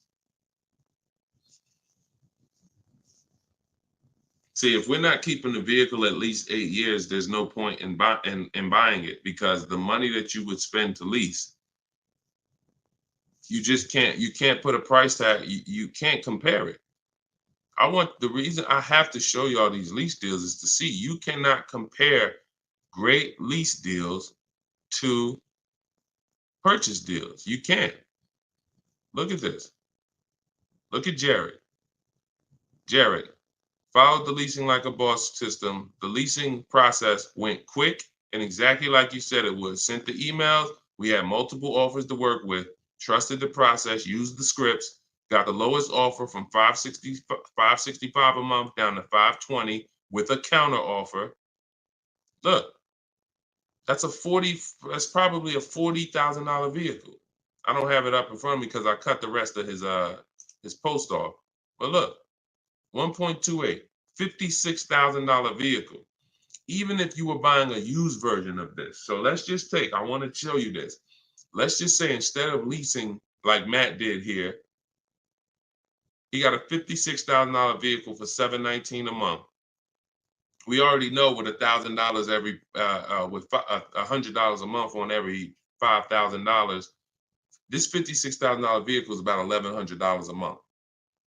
Every 5,000 bucks is a hundred bucks a month on a 5-year finance. So $56,000 vehicle, we're looking at literally $1,100 a month, $1,100 a month payment. Let's just say though he bought this car used. He didn't understand leasing. He found a used one. So instead of 56, let's say he gets one for, you know, let's call it instead of 56, he gets 26 grand off. Let's say he gets it for, hold on, let me do percentages. I don't know why I can't do math right now in my head. Let's say he gets it for 38.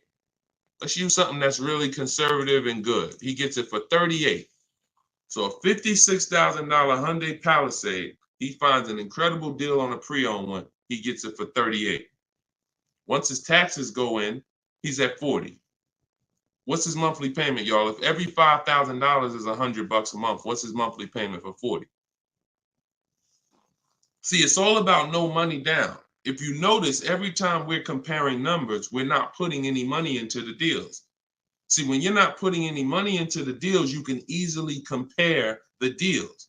That's why all we do is shop with no money down, because it's easy to compare the deals. In my book is No Money Down Mastery. You're going to find every strategy I teach you doesn't involve money. It doesn't involve money, because when you want to put money down, that's different. But money down should be after you have assessed the deal already. So, those of you who want your copy of Cars from Home, 7 Steps to Saving Time, Money, and Avoiding Dealers, go to my TikTok bio now, get your copy for 75% off.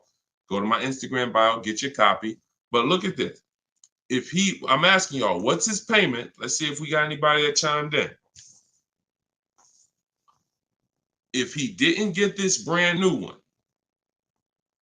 if he didn't get this brand new Hyundai truck, he got a used one. So instead of 56,000, he got his for 38. Great price. He found one for 38,000, low miles. Now taxes are in, and he's financing 40,000. What's his monthly payment?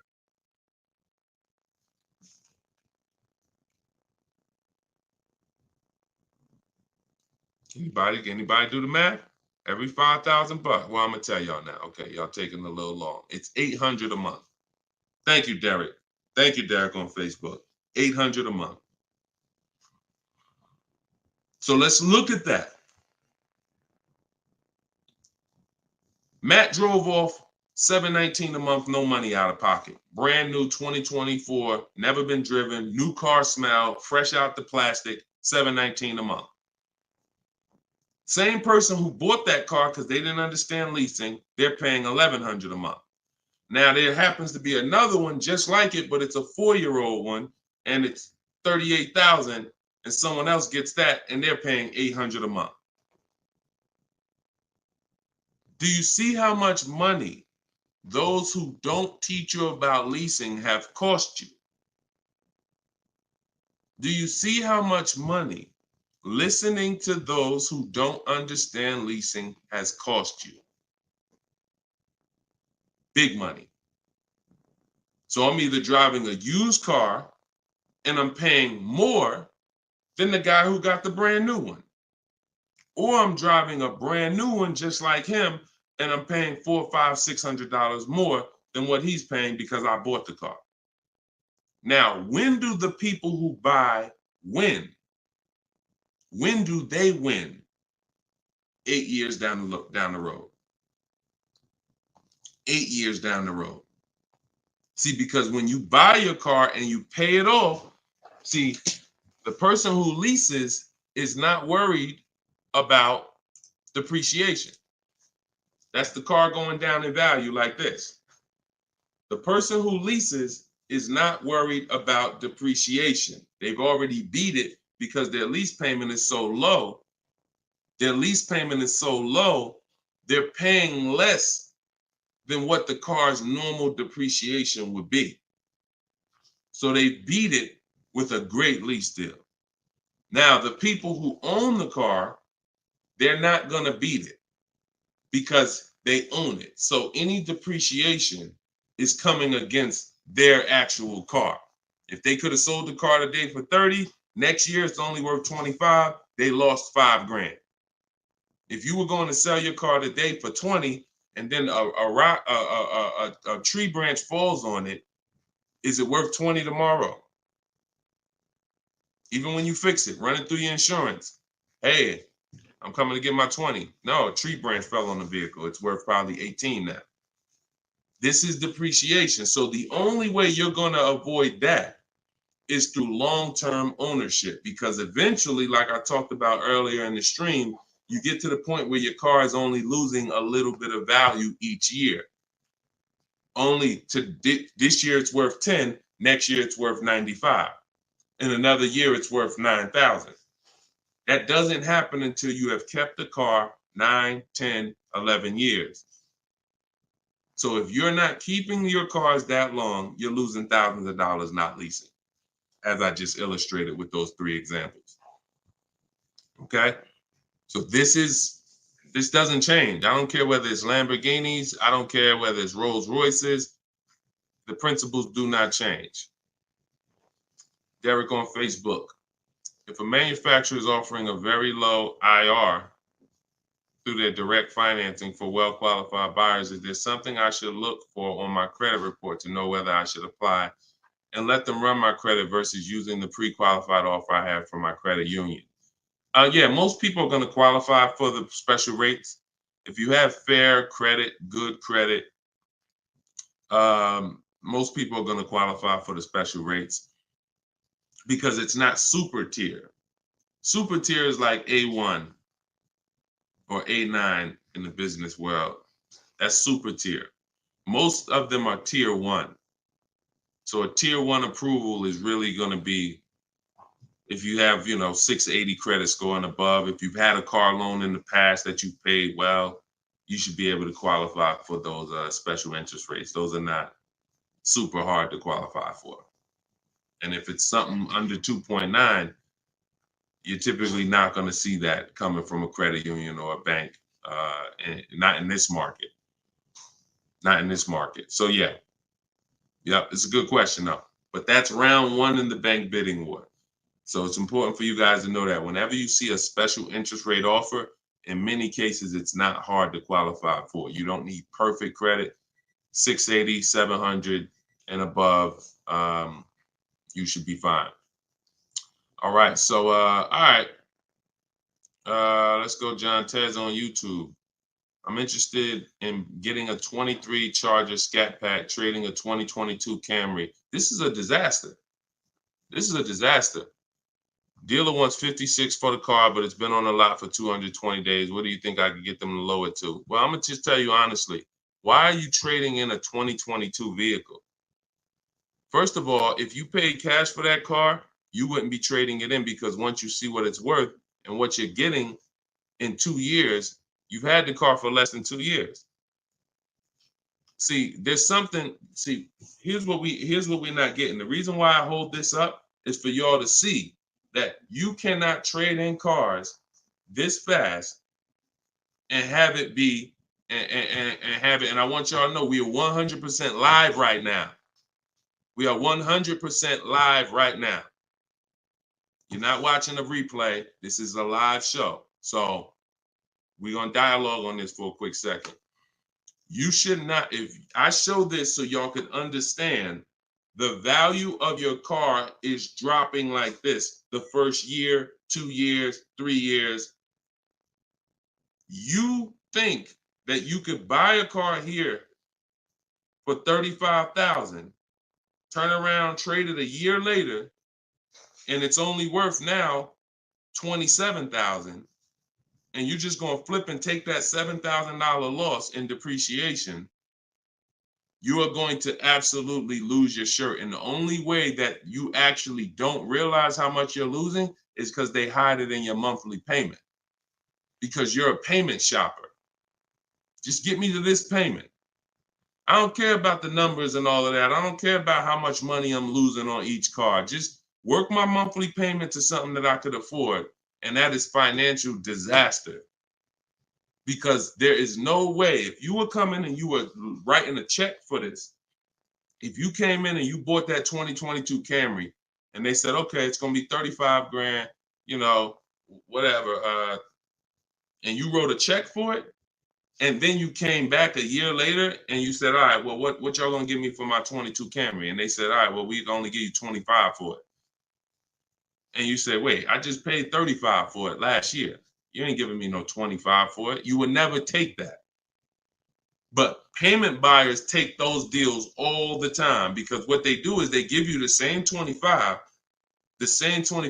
but when they finance it and stretch the loan out, they're like, see, and your new monthly payment is only $50 more than your old car.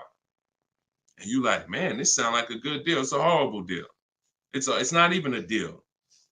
It's a horrible offer, but you're not trained to see it. So whenever I see somebody who's switching from cars that are less than 2 years old to a brand new car, you're not talking about leasing it. So you're still in the mindset of, oh, I could buy cars, switch them, buy cars, switch them, buy cars, switch them. You absolutely are losing thousands of dollars on every single car you buy. So if I wanted to do what you were doing, replace my 2022 Camry with a Charger Scat Pack, and first you're buying another pre-owned one too. You're buying another pre-owned one. So you're asking, all right, I want to replace this 2-year-old pre-owned car that I got, and then I want to buy another pre-owned car and replace that one. But you're not looking at the fact that the 1-year-old Scat Pack you're trying to find is so rare. When you find it, you're most likely going to overpay for it, because who has 1-year-old Scat Packs? Who has 1-year-old Dodge Charger Scat Packs? How would that vehicle even end up on a dealer's lot? You only get the cars on dealers' lots one of two ways. The dealer has to buy them from auction, or buy them from one of their customers, or at the end of a lease, the person returns the car. So people are not usually trading in a 1-year-old car. So if it has been on the dealer's lot, maybe it's because it's a leftover model.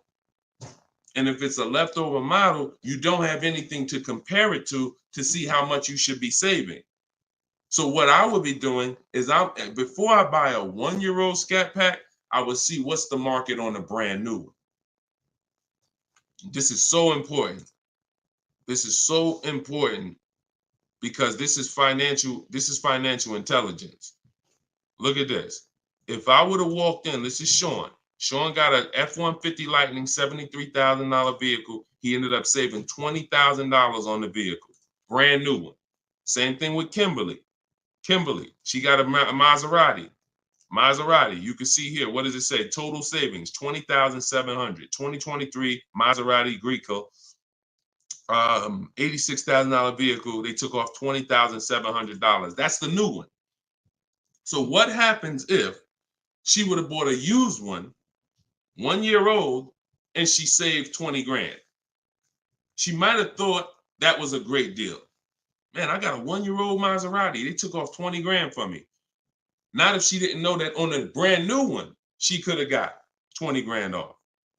So whenever you're buying a car that new, you need to know what the brand new market is to know, all right, if I can save 10 grand off a brand new one, then how much should I save off the 1-year-old?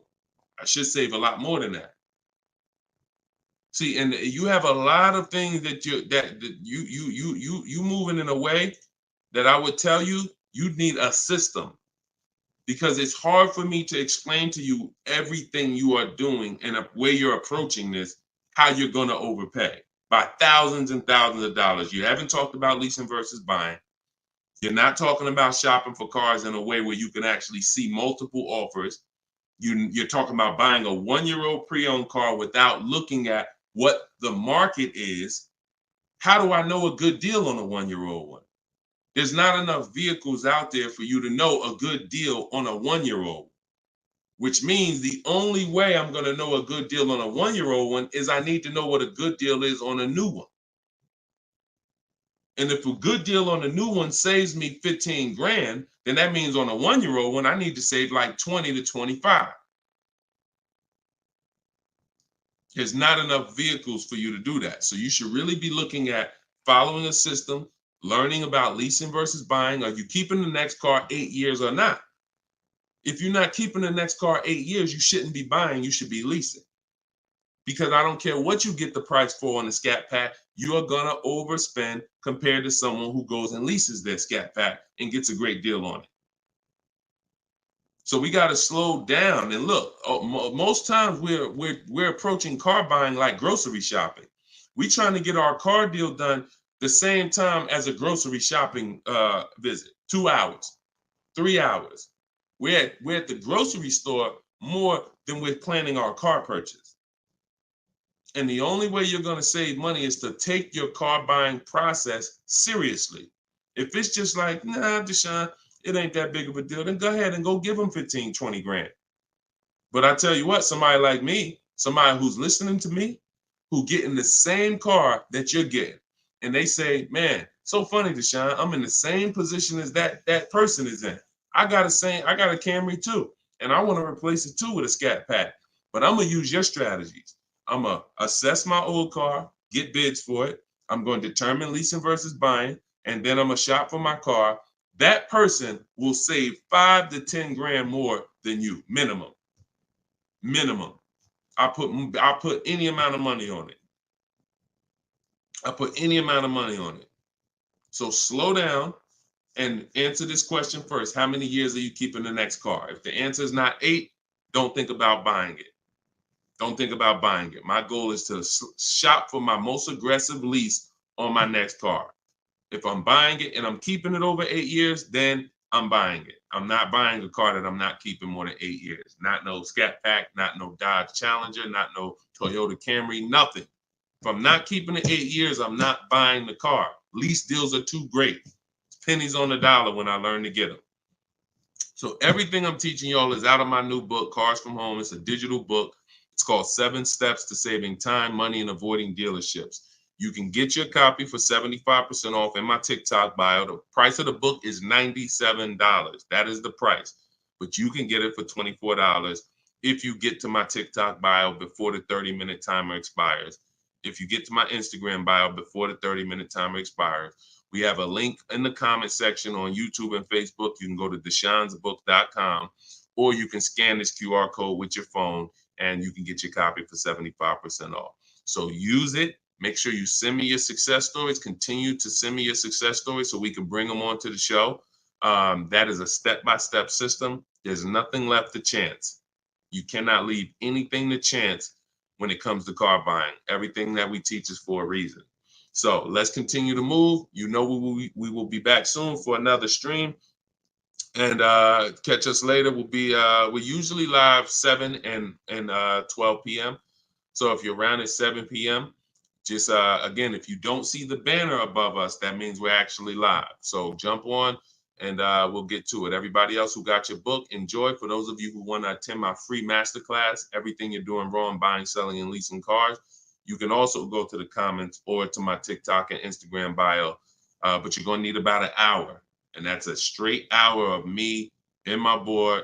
And we have a comment for you right here in the Facebook and in the YouTube section. That's me showing you scenarios, going over 23 mistakes that most of you are making that you need to stop making if you're truly going to get below market deals. Okay, so other than that, y'all, get the information. I don't care how you get it. Get in where you fit in. Use it. Keep unlearning. And let's keep saving this money. All right, God bless y'all. See y'all on the next one.